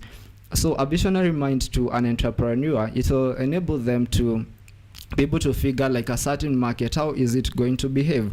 Like you see, back then, in many years ago, the companies that were ahead in telecommunication were Motorola and another company that is called Nokia. But what is happening nowadays, we don't hear about them so much. And what happened is that they were like overthrown from the market, and now they came in other companies. But the reason for that is because they never saw the element of technology coming in. Therefore, they remained at their gadgets, which could only allow you to send message and maybe to just communicate. But now there came other improved gadgets where you can be able to send videos, you can be able to browse over the internet. So that's visionary mind.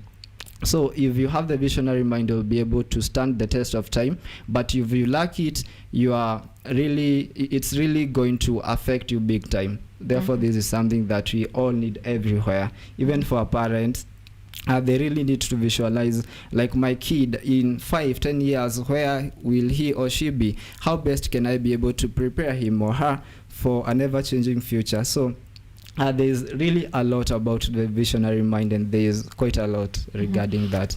We might not be able to talk about all the facets because we mentioned that there are 10 facets, the analytical mind, the strategic mind, and all that. But I would like to understand, how do they connect? Because if, for example, I'm good at my vision, I'm good at strategy, and I'm poor at other facets, can I be able to become like successful or something like that? Like, how do they connect, or what is the threshold that I need to, is it like I need to have a certain knowledge of, or I need to be good at some of it or all of it? Where do they connect? Oh, well, thank you. You see, when you look at it, all these facets, they work together to be able to bring out a whole human being. So that implies that if it's only a certain mindset that is dominating, then that implies that there will be some gaps in you. So it really needs to come out in a very balanced way. So it's like a meal with different ingredients where we've got different proportions of them, but they are there, such that when one element is missing, you'll know that, oh, there's something that is missing in this food. Therefore, they really need to be there. Actually, that's what I was telling my friends who are so much into mathematics and computer science, because you see, most of the time, the people who are into computer science, they are a bit much analytical, and they like staying there with computers. They can even stay with computers from one morning to the other morning. It's like they're having a kesha with computer there. So what that would affect them, it will affect them in terms of how they get to interact with people, how they get to do things. So that implies that they'll be very strong in analytical mind, but they miss the other facets. Because you see, like per se, as a person, let's say that I dominate so much in the analytical mind, I can do quite many calculations fast, I can do maths quite well and all that, but I miss the visionary mind. That implies that I'll be having a strong mathematical ability, but in terms of the vision that I have, I'll be quite limited because I'll not be able to plan things quite well and be able to go for them. Therefore, that's now where the visionary mind comes in, and the analytical mind. So per se, if we are to put these two minds together, the visionary mind might give you a picture of the things that you want to go for, but now it is the analytical mind that is going to tell you whether that is a true dream or a fantasy, because it is the analytical mind that does the analysis, it does the cost test whether the things that you have are going to meet the vision that is there. And if you are to bring also the other minds, you see, if you are so much analytical and you have strong ability in the analytical mind, but you don't have the ethical mind, what will happen is that you'll be a person who is so much corrupted. You'll do money laundering. Why? Because you can go do hacking, get the money that are in people's account. But once you have the ethical mind, which now gives you the moral guide, you'll be fully guided within yourself. You have principles, you have morals, and there are some things that you not be able to do. Now, once you add that now to the creative mind, it will help you not just to do hard work, but to do things in a very smart way. Therefore, each and every mind, if we are to put it, it's very important, and they get to integrate together. And now, once we bring in the structured mind, what is going to help you, it's that it is going to give structure to what you are doing. You know, everything that is ever built and made, it must have a structure. It must have a foundation. There are some levels and there's a completion. So that is what is giving it a structure. And now we add in the strategic mind, or rather, the strategic mind. That is now what is going to help you to align. You know, it is not so much about what you do, but it is also much about when you do it and how you do it. Mm-hmm. So the question about when you do it, that is about alignment, and alignment is about being strategic, and that is now when the strategic mind comes in. Mm-hmm. And now we can add maybe the final one, the emotional mind. Once we add it in the picture, what that will help you is that it will help you to feel how people are feeling. You know, at each and every decision that is made, whether it is buying items, whether it is talking with people, whether it is signing an agreement, all that, it is all controlled by that emotional mind, because humans are emotional beings. They must feel, and they must have that thing in their heart before they do it. And that is something that actually entrepreneurs get to leverage a lot. Even as we watch the TV adverts, they try as much as possible to capture the human heart, and that is now the emotional mind. So they all get to connect together. We cannot take it one mind and then we ignore the others. They are all very important, and there's none that is indispensable. So we have to try to have a fair balance at all, even though some may stand out strongly, but we have to try to balance all of them together. Mm-hmm. I'm thinking of the Ubuntu culture, where I am because you are, and I am thinking of, is it really necessary for me to be conversant with all these facets? Because they are strategists, they are psychologists, they are mathematicians, they are, you know, all these groups of people who are good at specific things. So if I'm trying to learn everything or to be good at everything, that means I probably may not be a specialist in an area. Like when they say that learning a single kick 1,000 times is better than learning 1,000 kicks. So where do you stand on this? Do you think that it is really important for me to, you know, have a knowledge of all these things? Or is it I can just have a speciality where I have one and I'm just good to go? Well, quite a very interesting question. And I know it's a question that would actually bring some controversy. But let's check it, human being, the way that is structured. You see, like, I've got hands, I've got fingers, I've got head, I've got the stomach, I've got the legs and all that. You see, each and every part of me, it's playing a part. Let's say right now, maybe what I'm really using a lot is my mind, my mouth, and now probably now my hands. I'm not currently using my legs as much, but after this I'm going to use my legs. So if right now I say I don't need these legs, and then I call someone and tell them just come and cut my leg and go with them, I don't need them. So what will happen is that the moment that I need them, I'll suffer a lot. So for these minds that are there, well, you may say that probably I'm a mathematician, therefore I don't need the emotional mind as much. But now these are moments that you'll need it.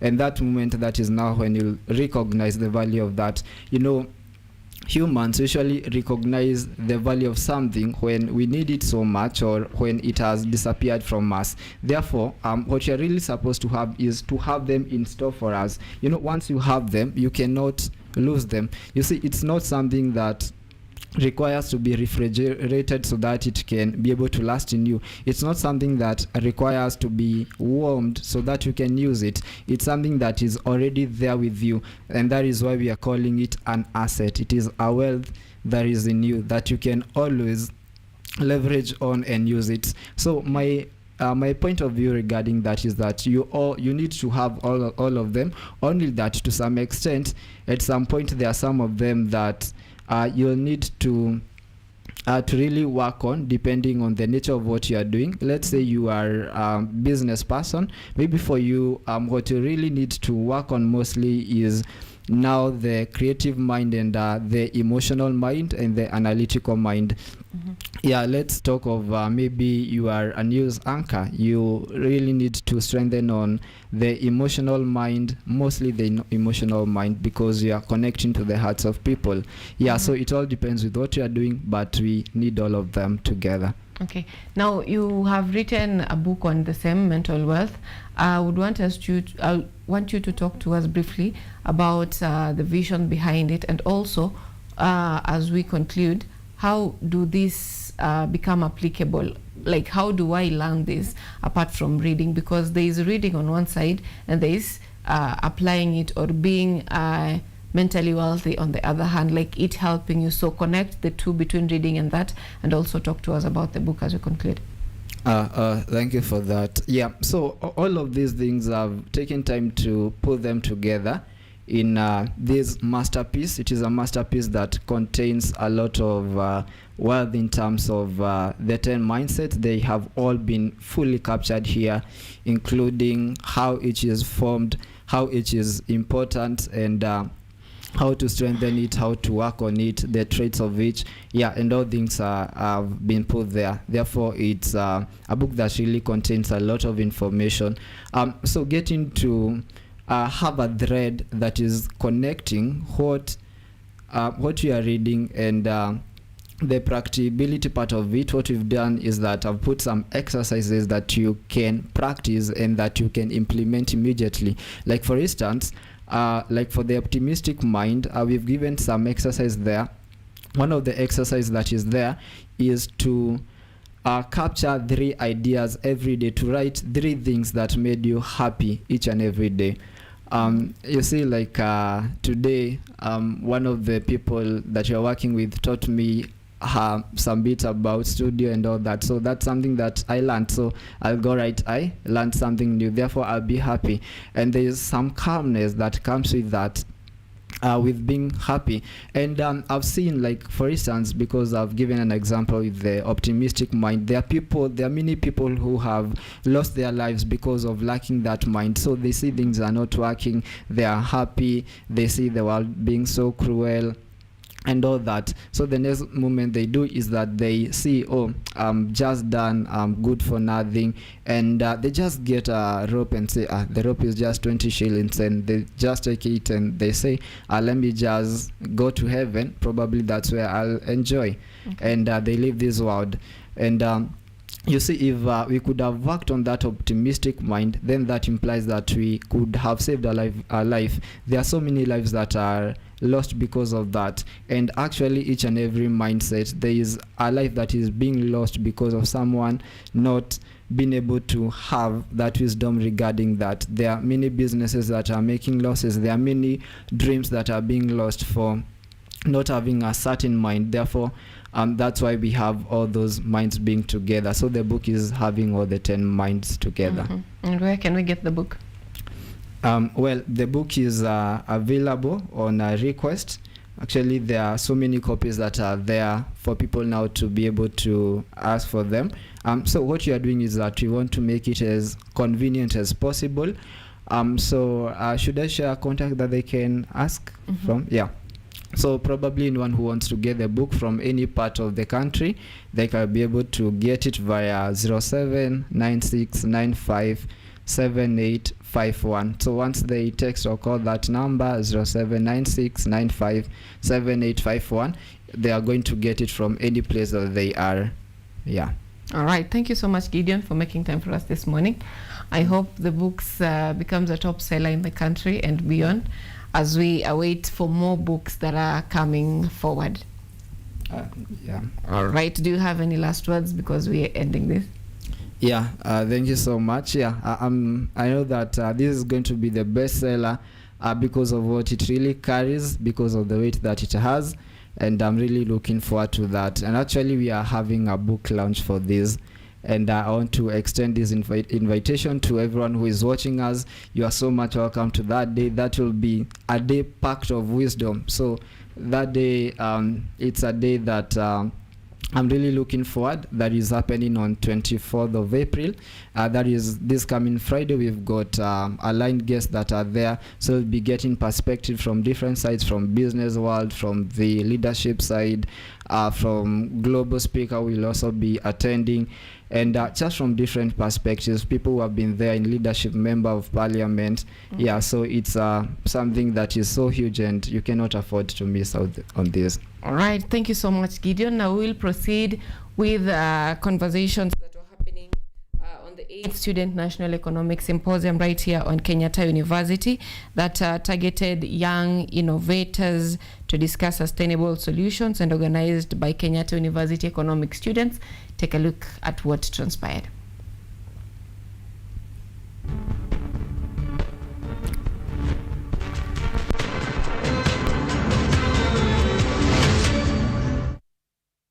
In addressing the critical challenges facing our nation. Through this collective effort, we seek to inspire, to nurture, and to scale ideas that will shape a more sustainable, inclusive, and prosperous future for Kenya. At the heart of our discussions today is the recognition that young people are not just beneficiaries of development, but key drivers of transformation with creativity, energy, and vision needed to redefine industries and unlock new economic opportunities. It is therefore upon us to create an enabling environment that supports innovation, fosters entrepreneurship, and empowers the youth to turn bold ideas into impactful solutions that will build Kenya's future. As we convene to deliberate on these matters, it is essential that we approach this symposium with an open mind and a strong spirit of collaboration. We must collectively explore bold and practical ideas that place young people at the center of innovation, enterprise, and sustainable development. This calls for reimagining how youth-led solutions, particularly those that are environmentally conscious and socially inclusive, can be scaled to address pressing challenges such as unemployment, climate change, and economic inequalities, while unlocking new opportunities for growth. Our chief guest, it is equally important to recognize the pivotal role that education institutions such as Kenyatta University play in nurturing and empowering young innovators to shape the future of our nation. At Kenyatta University, we have deliberately created platforms to ensure that the ideas and creativity of our students are not only recognized, but also developed into impactful solutions. One such initiative is the Chandaria Incubation Center, which provides a dynamic and supportive environment for youth-driven innovations to thrive. Through mentorship, access to funding, and strategic networking opportunities, the center empowers students to transform their ideas into viable and sustainable enterprises. By fostering a culture of innovation and entrepreneurship, we are equipping our students with the skills, resilience, and forward-thinking mindset necessary to drive Kenya's future and position themselves as leaders in an increasingly dynamic and innovation-driven economy. As we participate in the proceedings of this symposium, I urge each one of us to actively engage in the discussions, share insights, and champion innovative ideas that can drive meaningful change. Our collective efforts have the potential to redefine Kenya's development pathway by placing young people at the center of innovation and unlocking their potential to create jobs, advance environmentally conscious solutions, and contribute to national transformation. In closing, our chief guests, ladies and gentlemen, I extend my profound appreciation to all the participants, the speakers, organizers, and partners who have contributed to the success of this symposium. Let us seize this opportunity to inspire bold thinking, foster impactful innovation, and chart a new trajectory towards a future where youth-led solutions are at the heart of building a prosperous and a sustainable Kenya. Thank you, and may our deliberations lead to tangible outcomes that will positively impact the future of our continent. And so, ladies and gentlemen, it is now my distinguished honor and pleasure to invite the Cabinet Secretary in charge of Investment, Trade and Industry, Honorable Lee Kenyanjui, to come and address us. But before he does that, I want to share with you a very brief profile of our chief guest. Our chief guest assumed the office of the Cabinet Secretary for Investment, Trade and Industry in January 2025. So we would wish to take this opportunity to congratulate you on being given that opportunity to serve the nation in that capacity. He also served as the second governor of Nakuru County from 2017 to 2022. He also served as the Member of Parliament, Nakuru Town Constituency between 2007 and 2013. He also served as the Assistant Minister for Roads in the year between 2008 and 2013, and he was also the first chairman of the National Transport and Safety Authority Board.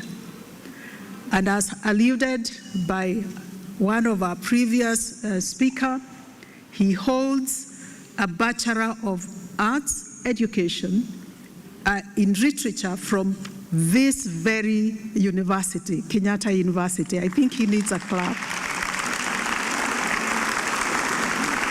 And he also has a Master's of Business Administration from the University of Nairobi.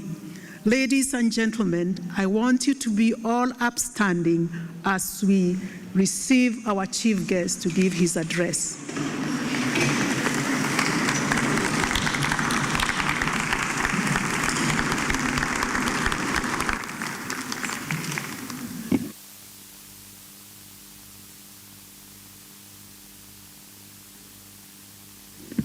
Thank you very much. Kindly, you may be seated.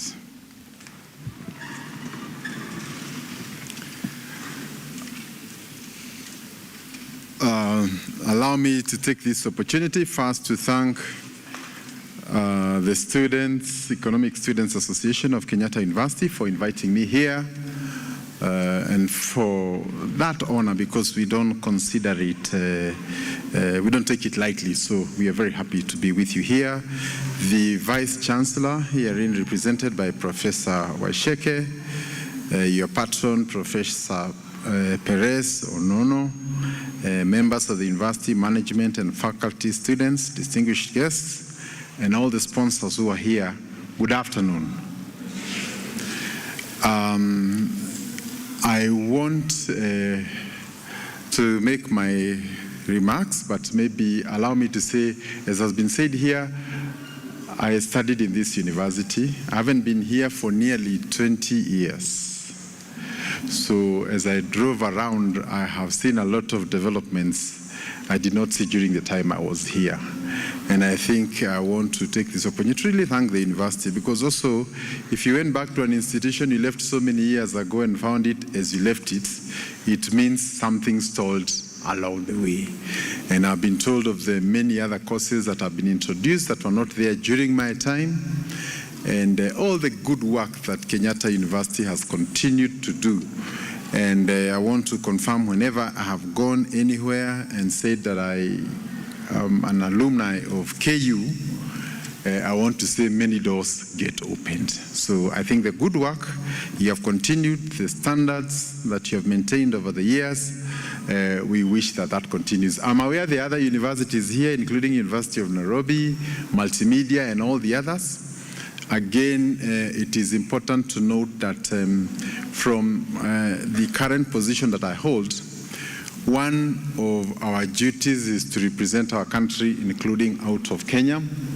And we are signing many trade agreements, including labor agreements. And labor agreements refers to agreements between nations on how we can send specific skill sets to different countries. And from the Middle East to Europe to America, I want to assure you that graduates or workers from Kenya have both the reputation and the skills that are recognized across the whole world. So again, for all our universities and all the institutions of higher learning in Kenya, we take pride in some of the good foundation that we have had that continues to be very useful to all of us. As a student here, I don't want to say when I joined the university, some of you may think I'm ancestral. But many years back, I joined here. Like I said, most of the buildings were not here. They've since been developed, but you had only like 3 faculties. And a lot really has changed, and I really want to salute that, including the health courses that are now being offered here, AI, all those issues that you are currently doing now. Business school has also expanded, law, and all the others. So I think that's a good place. But as a student here, I must say also my early thoughts were shaped by this institution. I walked here as a young person. In fact, I saw one of them who walked like me.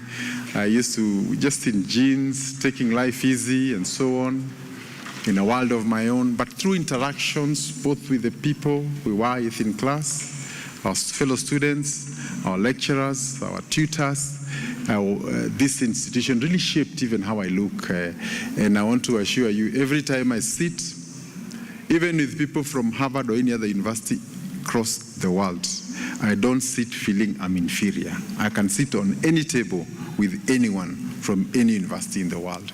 So the thing I really would want to emphasize, and I saw it in the students that invited us here, is confidence. If your education does not give you confidence in the area you choose, no matter how good you are, people don't have the patience to listen to people who are not confident. And that's why I want to salute Maina, who presented for us on, is it Crete?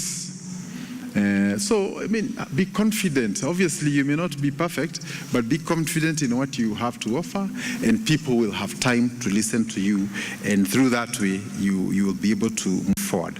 So allow me to read my speech. So I wish to convey my gratitude to the Acting Vice Chancellor, Professor John Okumu, and the leadership of Kenyatta University Economic Students Association for the invitation to address the 8th Students' National Economic Symposium.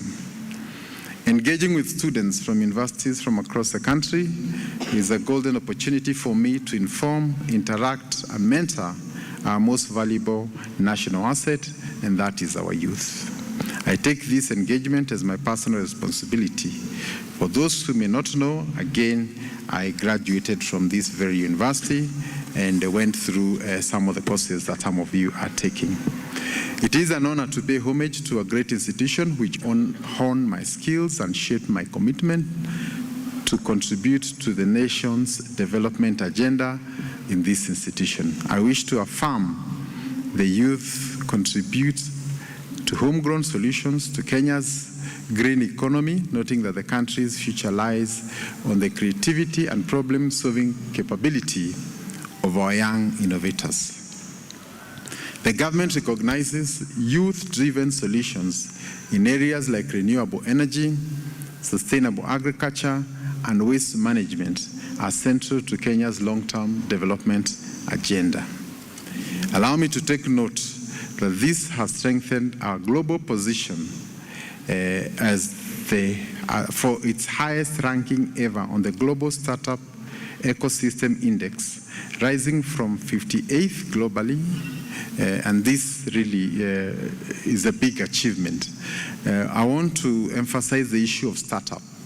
If on average 1,000 startups, get started, the question is how many of them will see year 2, year 3, year 4. So I think part of this forum, where now we have the business community, the BRITAMs, the equity, and bringing them to interact, because the missing link has largely been that the good ideas, the people to listen to them, to judge them, to critique them, to give suggestions on how it can be built on, are not there.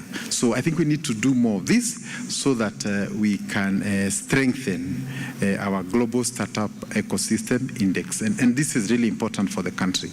Ladies and gentlemen, the Ministry of Investment, Trade and Industry, through specialized agencies, provides structured value chain support for the youth. These institutions are designed to move a youth-led green innovation from mere concept to commercial viability, a standardized and well-funded enterprise. These institutions show the ministry's seriousness in unlocking the potential of young people in our universities, and this requires us to deliberately connect with the innovation opportunities. While at this, allow me to say that Kenya is largely recognized within the region as the Center for Innovation and ICT. In fact, my interactions in Ethiopia, Tanzania, Uganda, and all these countries, the people who are heading those areas, those sections, are actually from Kenya. Therefore, our expectation in terms of capacity building is not just for Kenya, but for the entire region. And therefore, allow me to take this opportunity to challenge our young people that as you think about the future, think of a future beyond Kenya. And when you talk about beyond Kenya, we see the region, we talk about Africa, and the world at large. And for that reason, allow me also to say for us who are thinking of innovation and beyond Kenya also, it is important to emphasize on the issue of foreign language. And I'm saying that in the full knowledge that KU is also one of the institutions that has a very strong language department, if I may say so. During our days, we had French, we had German, I'm told there's also Mandarin and all this. So if you are only able to operate within one language, technically it means that your market is limited to that language. But the moment you know one or two languages, if you know Mandarin, then you have opened yourself to a nearly 1.4 billion people as we have in China. So again, for our young people, because the government is keen to open opportunities for you across the world, we have seen that one of the biggest openings is actually the issue of language. Today as we speak, one of my responsibilities is to coordinate with shipping lines in Mombasa, and for now any young person with a foreign language and has done hospitality immediately has an opportunity in our cruise ships across the world. So again, the need for us to make sure that we align ourselves to a global market.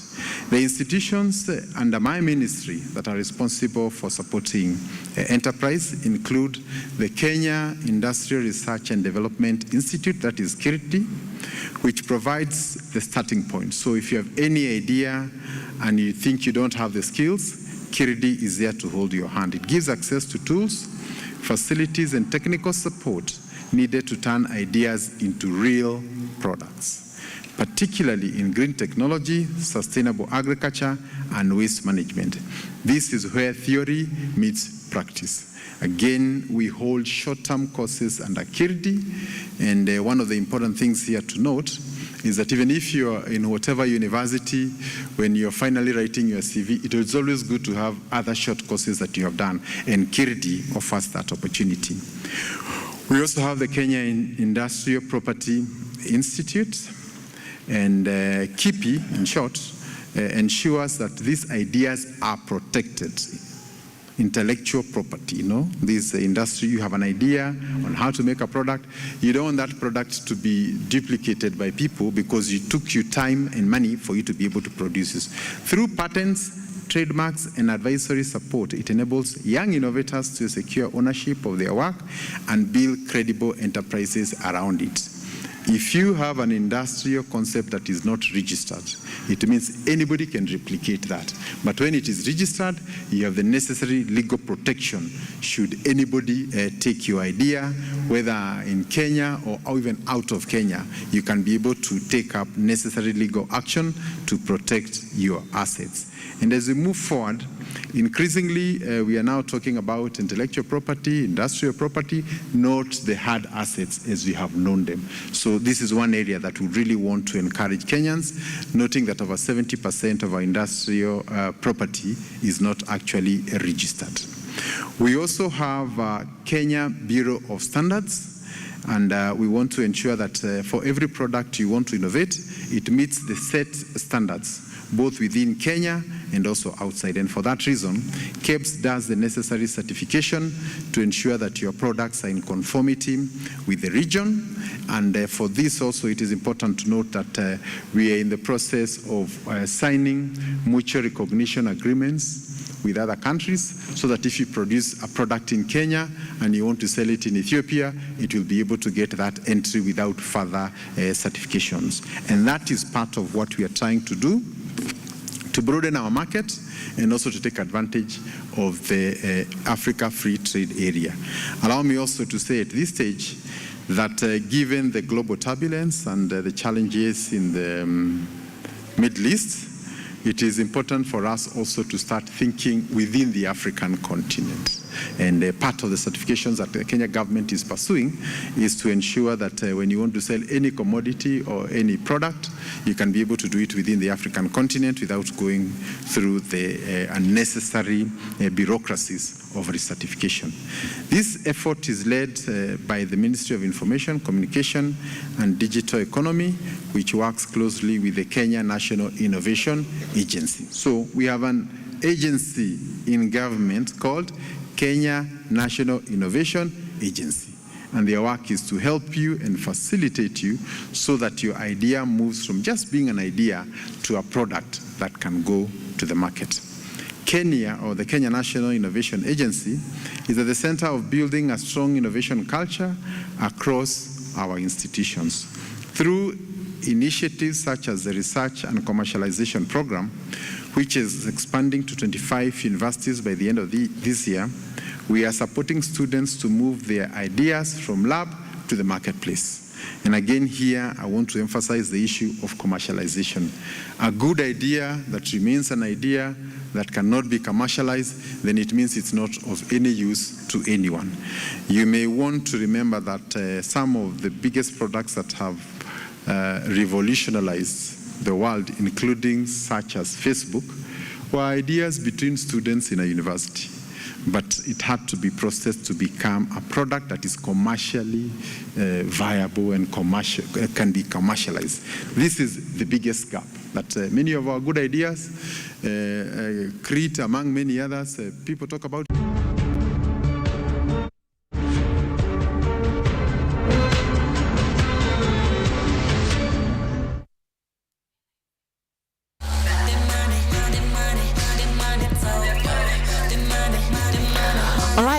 Welcome back, and we are seated once again ready for the discussion on the state of our nation. And of course, it is Biashara Tuesday, so definitely we'll be passing in a message or two on economics and how we can establish ourselves as young economists, or if you are in the entrepreneurial world, how to better yourself, or if you're planning to start up, how well do you kickstart that journey of yours? And we'll be integrating this, of course, with governance and how this affects the daily businesses. Helping us understand these discussions this morning, of course, we'll be joined by our very own Blue Smile Hassan, and earlier on you saw several stories that he had covered on politics, and also we'll be joined by CPA Anthony Mude, who is also an author, and he'll be helping us understand behind the reasoning behind the writing of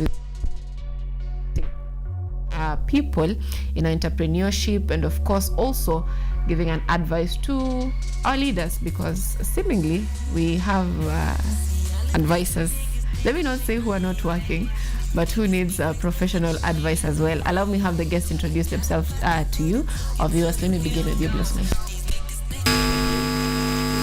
To this show, my name is Hassan Lewa Blue Smile. I'm a journalist, as I said earlier. I'm a youth leader, and of course a great kid, a great Kenya, and a great patriot. So that will be the introduction for now as we go forward. Let's take you told us, just so you know. Yeah, but there's the National Youth Council elections that are coming on, and I'll be representing Kawa West youth in that board. All right, perfect, because today we're talking about youth leadership and financial responsibility. CPA. Thank you very much, viewers. My name is CPA Anthony Mude. I'm an author. I've authored 2 books, Discipline of Wealth and Risk is the Price. Besides that, I'm a financial wellness consultant, basically dwelling on matters to do with investments and wealth creation. All right, karibu sana CPA Anthony. And today that we are talking about youth leadership and of course entrepreneurship intertwined, that is financial responsibility. We are having a different newspaper this morning, and we'll begin by youth leadership for the first half of our coverage, and then we'll talk about financial responsibility. Hassan, today you'll be forced to be talking to us about how responsible you are financially. Because we cannot have a voice. We've always said that for us to make a difference in leadership, we cannot make these differences by just making noise online. Yeah. Today in the morning, as I entered this show, we were talking to young people behind the camera, and they were telling me that today Sylvia mvua imenyesha, atuendi maandamano, watatusamea kidogo. We cannot have maandamano with rain. But then there's also the aspect where young people want to get into leadership positions, and then they are probably denied tickets for lack of funds, or the political elites saying, lazima huyu ndiye aende, wewe utaenda baadaye, you still have time. So we have that aspect, and I'm looking at the dailies this morning. It's quite political. Looking at the Standard, battle lines drawn, and this is the zoning narrative that has been ongoing in the country. Of course, ODM party wanting to be zones zao ziwachiwe wao, the watawale, and then the UDA saying, we will be filing candidates from the MCA all the way to the presidential candidate. And this happened yesterday, of course, during the youth forum that was held in Nairobi. So Blue Smile, from where you sit, how do you think the youth should be responsible as leaders, despite the fact that it's only in words that they're leaders? First of all, it is a very interesting bit that all the politics are being played, resolving around the youth, because even the zoning talks yesterday, they happened at a youth convention. So you actually wonder, was it about the youth, or was it another political stage for people, the party leader and many other leaders in ODM to just talk about zoning, because they just named the meeting as a youth convention, because there are even talks there that even the youth leader himself is over 50 years old. That is courtesy of Alai, which they remain unverified. Yeah, but back to your question, is it is a time for us to walk the talk. Because as much as we talk a lot, especially for us who have actually been on camera, on TV, maybe on radio, speaking about these things, but leadership, the leadership that we want as the young people is the leadership that will help us in the future. By helping us in the future, I mean a leadership of integrity, a leadership that we are against we are against the recent kind of leadership because there are politicians who are no longer interested in our affairs. So what we are advocating for should be the right thing, should be the opposite of whatever we are advocating against. By this I mean, as I stand to contest as the member of the National Youth Council of Kahawa Westward in Nairobi County, I need to be a representation of the leadership that I admire, of the leadership that I want President William Ruto to be, of the leadership that I want even the opposition leaders to have. So it is the chance now to actually implement what I've all been saying. It is a chance now to implement all the things that the likes of Kasamuel have been advocating for, the likes of Ademba and the Rinkokadi crew have been advocating for. So it is a chance now.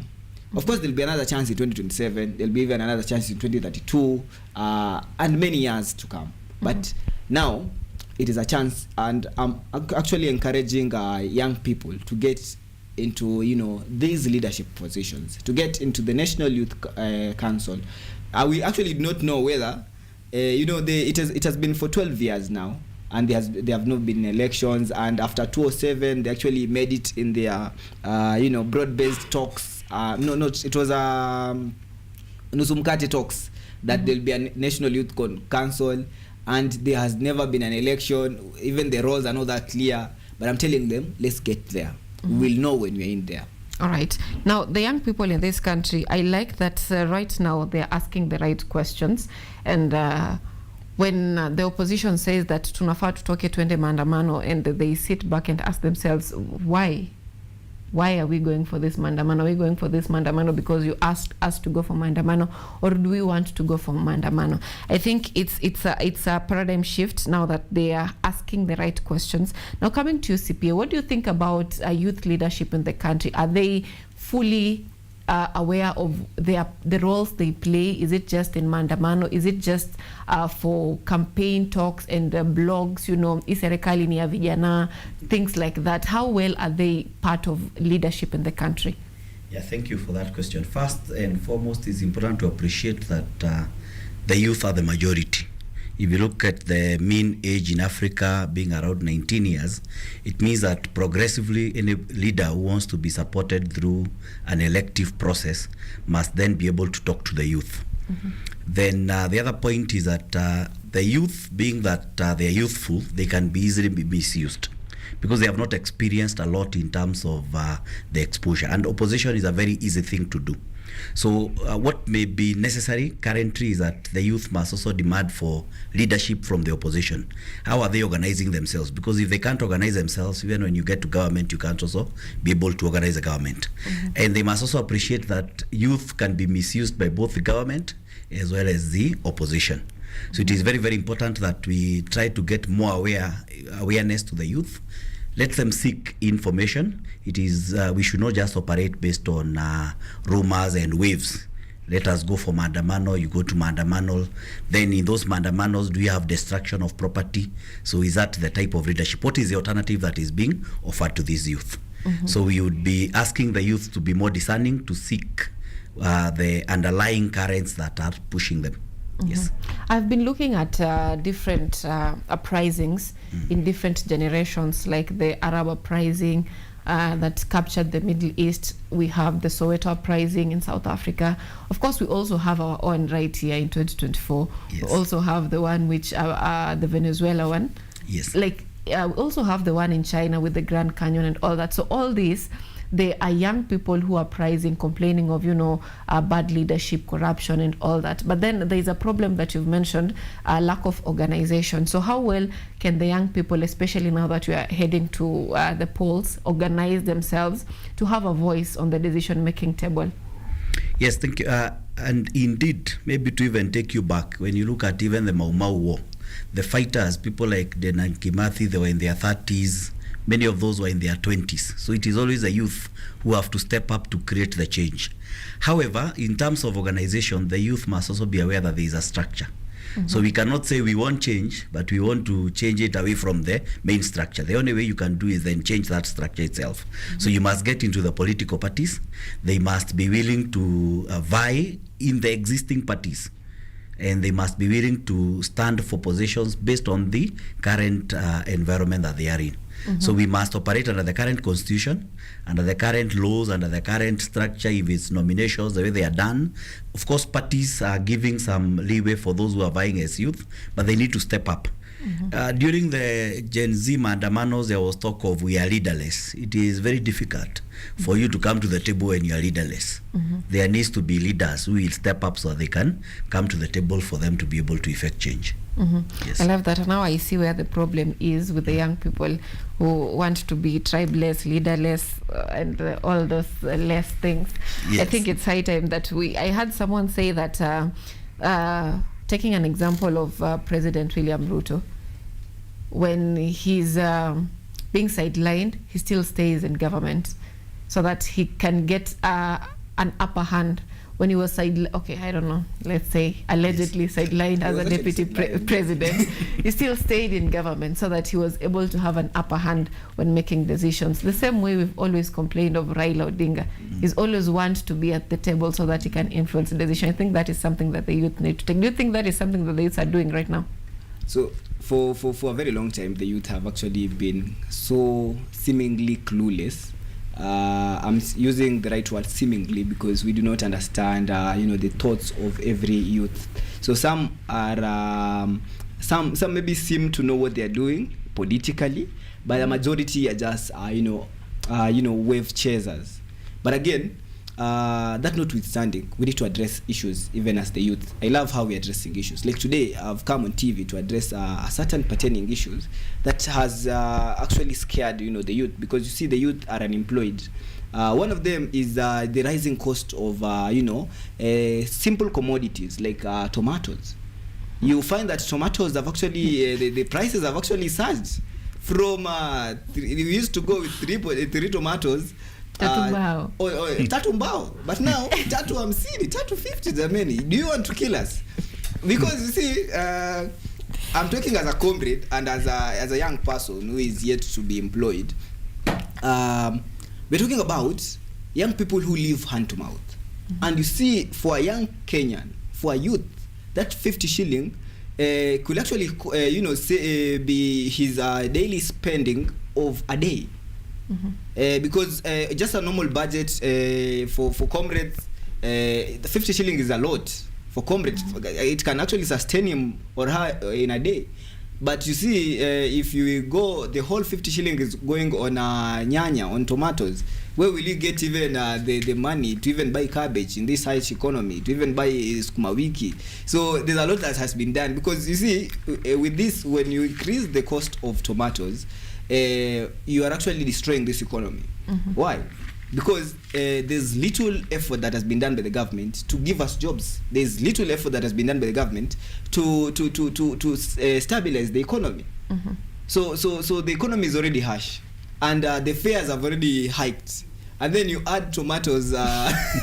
Even when you add tomatoes, you will kill us. You will kill us. All right, but talking of tomatoes, Bliss Mail, I was talking to the vendors yesterday, not yesterday, the day before yesterday, and they were telling me they used to buy a crate of tomatoes at 1,300 shillings, 1,500 shillings, and right now they're buying it at 3,400 shillings. So definitely it's going to reflect. But also, in as much as we want to blame President William Ruto for everything, remember tomatoes grow in seasons. When there is more rain, the tomatoes are they don't do so well. When there is kuna kiangazi, you've seen. No, they can subsidize. If they have the money to subsidize oil, they can also have money to subsidize tomatoes. You see, people ignore these small things. But you see, it is these tomatoes that raise the cost of living. Because for a youth like me, I do not care about fuel as much because I'm only using fare. I do not have a car and that. But you see, what I care is what I eat.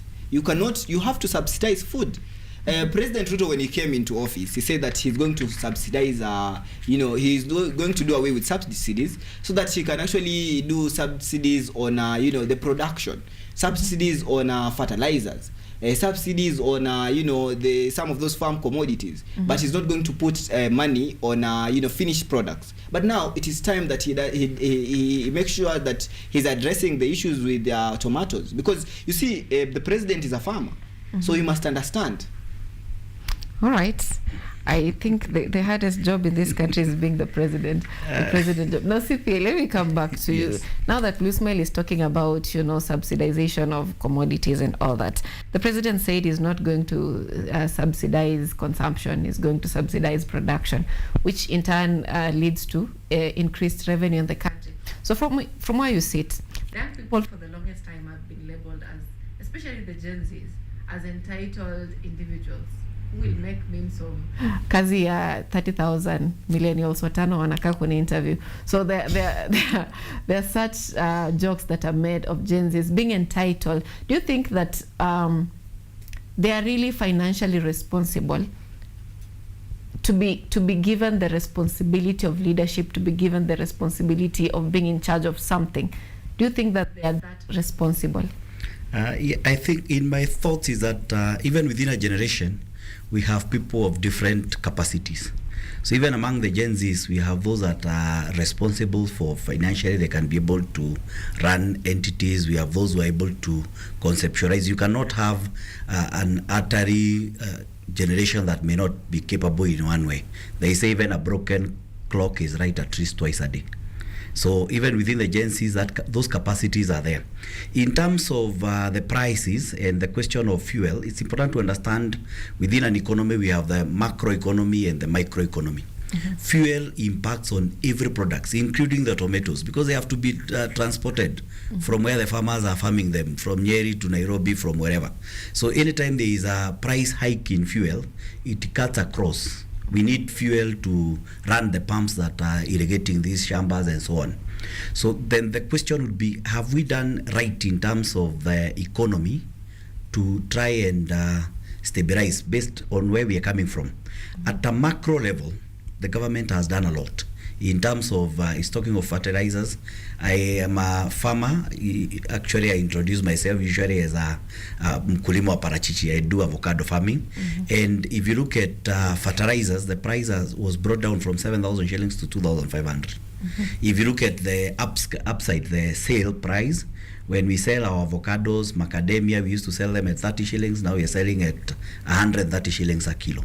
So at a macro level, the government has tried, but it takes time for it to filter down to the micro level. But especially when you're coming from a point where we are trying to recover.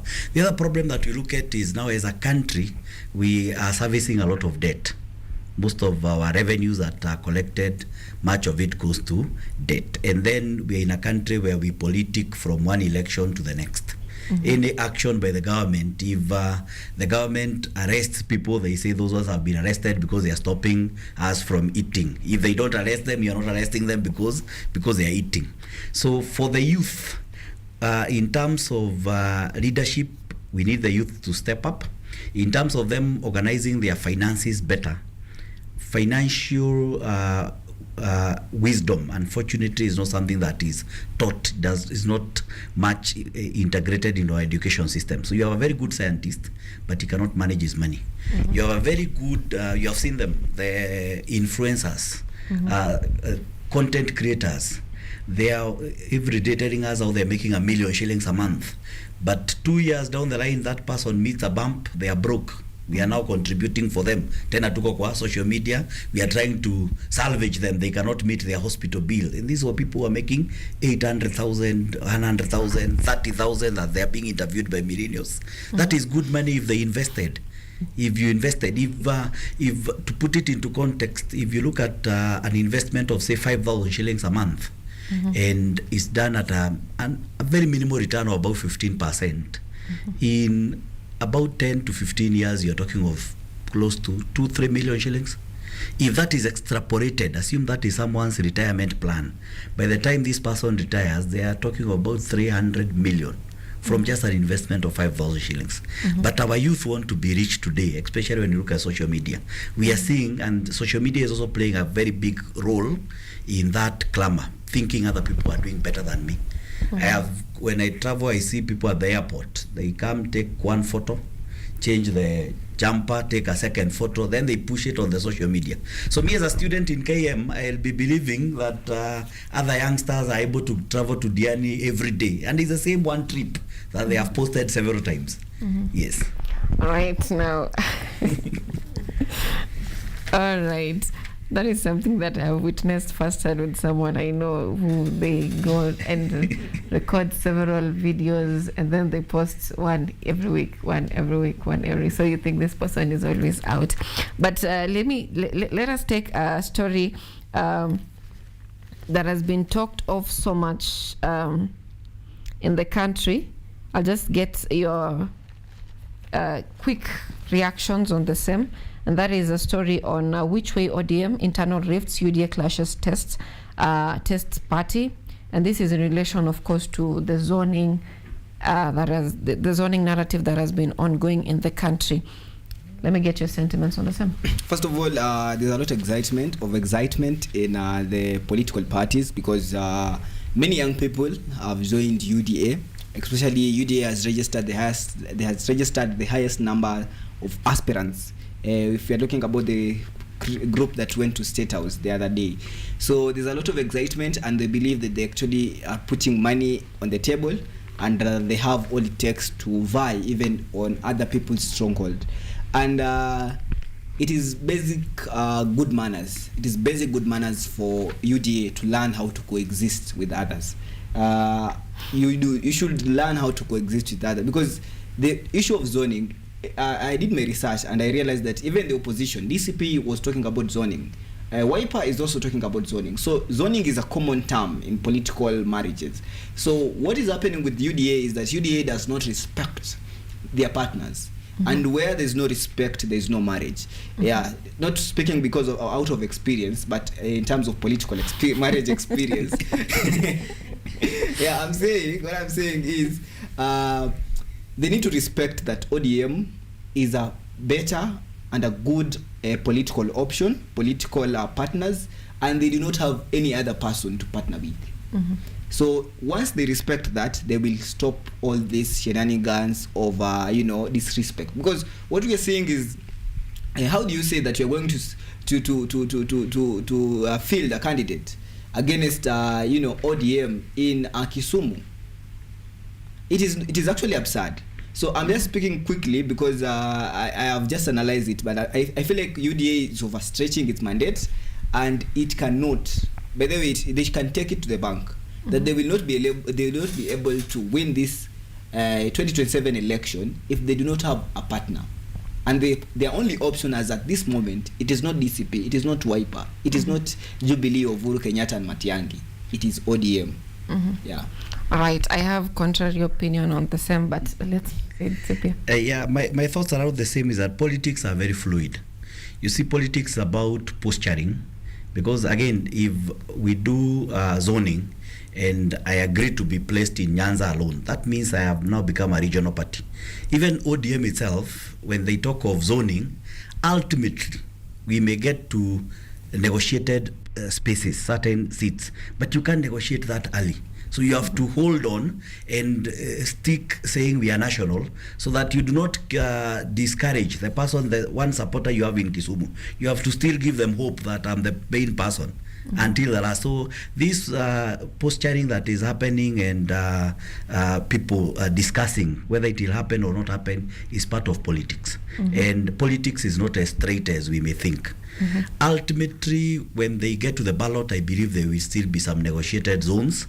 There are certain areas where UDA will pull out for ODM would have to pull out for UDA. Even within the opposition, when you talk of people like Wiper, if Wiper accepts that they will be zoned out in, say, Ukambani, that means Wiper is technically an Ukambani party. It cannot claim any national appeal. And one thing you'll appreciate is moving forward, especially with the current government, the UDA, because they're the ones in government, there's a lot of data analytics that is going into politics as opposed to the old time we would say tyranny of numbers and assume one region can sway the entire vote. Things keep on shifting. For example, if you look at the population of Turkana is bigger than the population of Nyeri. Yet Nyeri has had more voters than Turkana for years on end. But now those youngsters who are in Turkana are getting older. So coming to the future elections, you're going to see a situation where Turkana will be carrying more votes than than Nyeri. The dynamics of data will also have to come into play. But in my thoughts, the idea of zoning is not a very bad idea. And also opposing it is also not a bad idea, because that is politics. They have to bargain, push and pull up to the last minute. Yes. Yes, man stands. Yes. All right. Now, CPA, as we conclude, I want us to talk to us about your books and how they can benefit, especially young entrepreneurs who are willing to, change their lives in the economic world. Thank you. I have done 2 books. One is The Discipline of Wealth, which is basically a book that talks about how we can cultivate discipline into our wealth journey. Because often than not, we don't fail to become wealthy because we are not getting money, but what have we cultivated in our ways of life with the little that we get?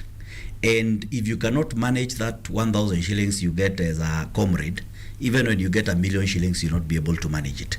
So discipline is very critical. So in this book, primarily, I discuss about the foundations of investment, passive and active investments, and a very important concept in wealth creation called compounding, where we are not just becoming consumers.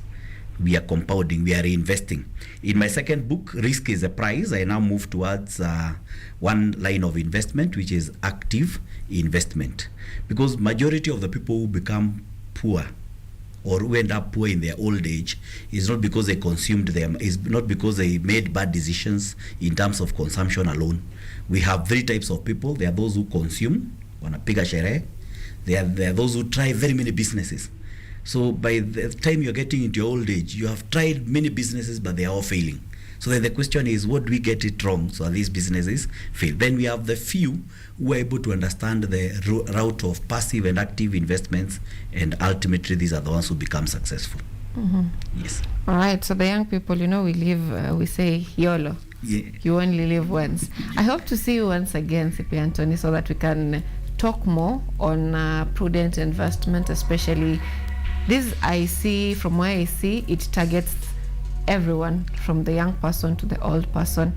We can still save that 40 years old person, because if Oburu is still a Gen Z, then why not save a 35-year-old who is still making bad decisions? Yes, I will be happy to come again. I hope to see you again, and I hope it's very soon, so that we can talk deeper into that other than just brushing it.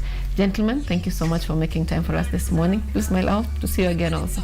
And you're doing very good work with the stories you're doing on politics. So to our viewers back at home, this has been Biashara Tuesday on this 21st day of April 2026. Thank you so much for tuning in and staying with us till this far.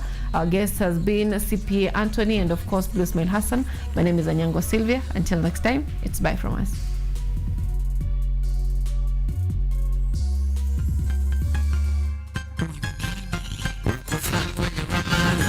Koma kwenye rap chombe sultani, baraka zinashuka ndani ya bustani, wanatumiss kwenye game wanatutamani, uko fulani kwenye ramani.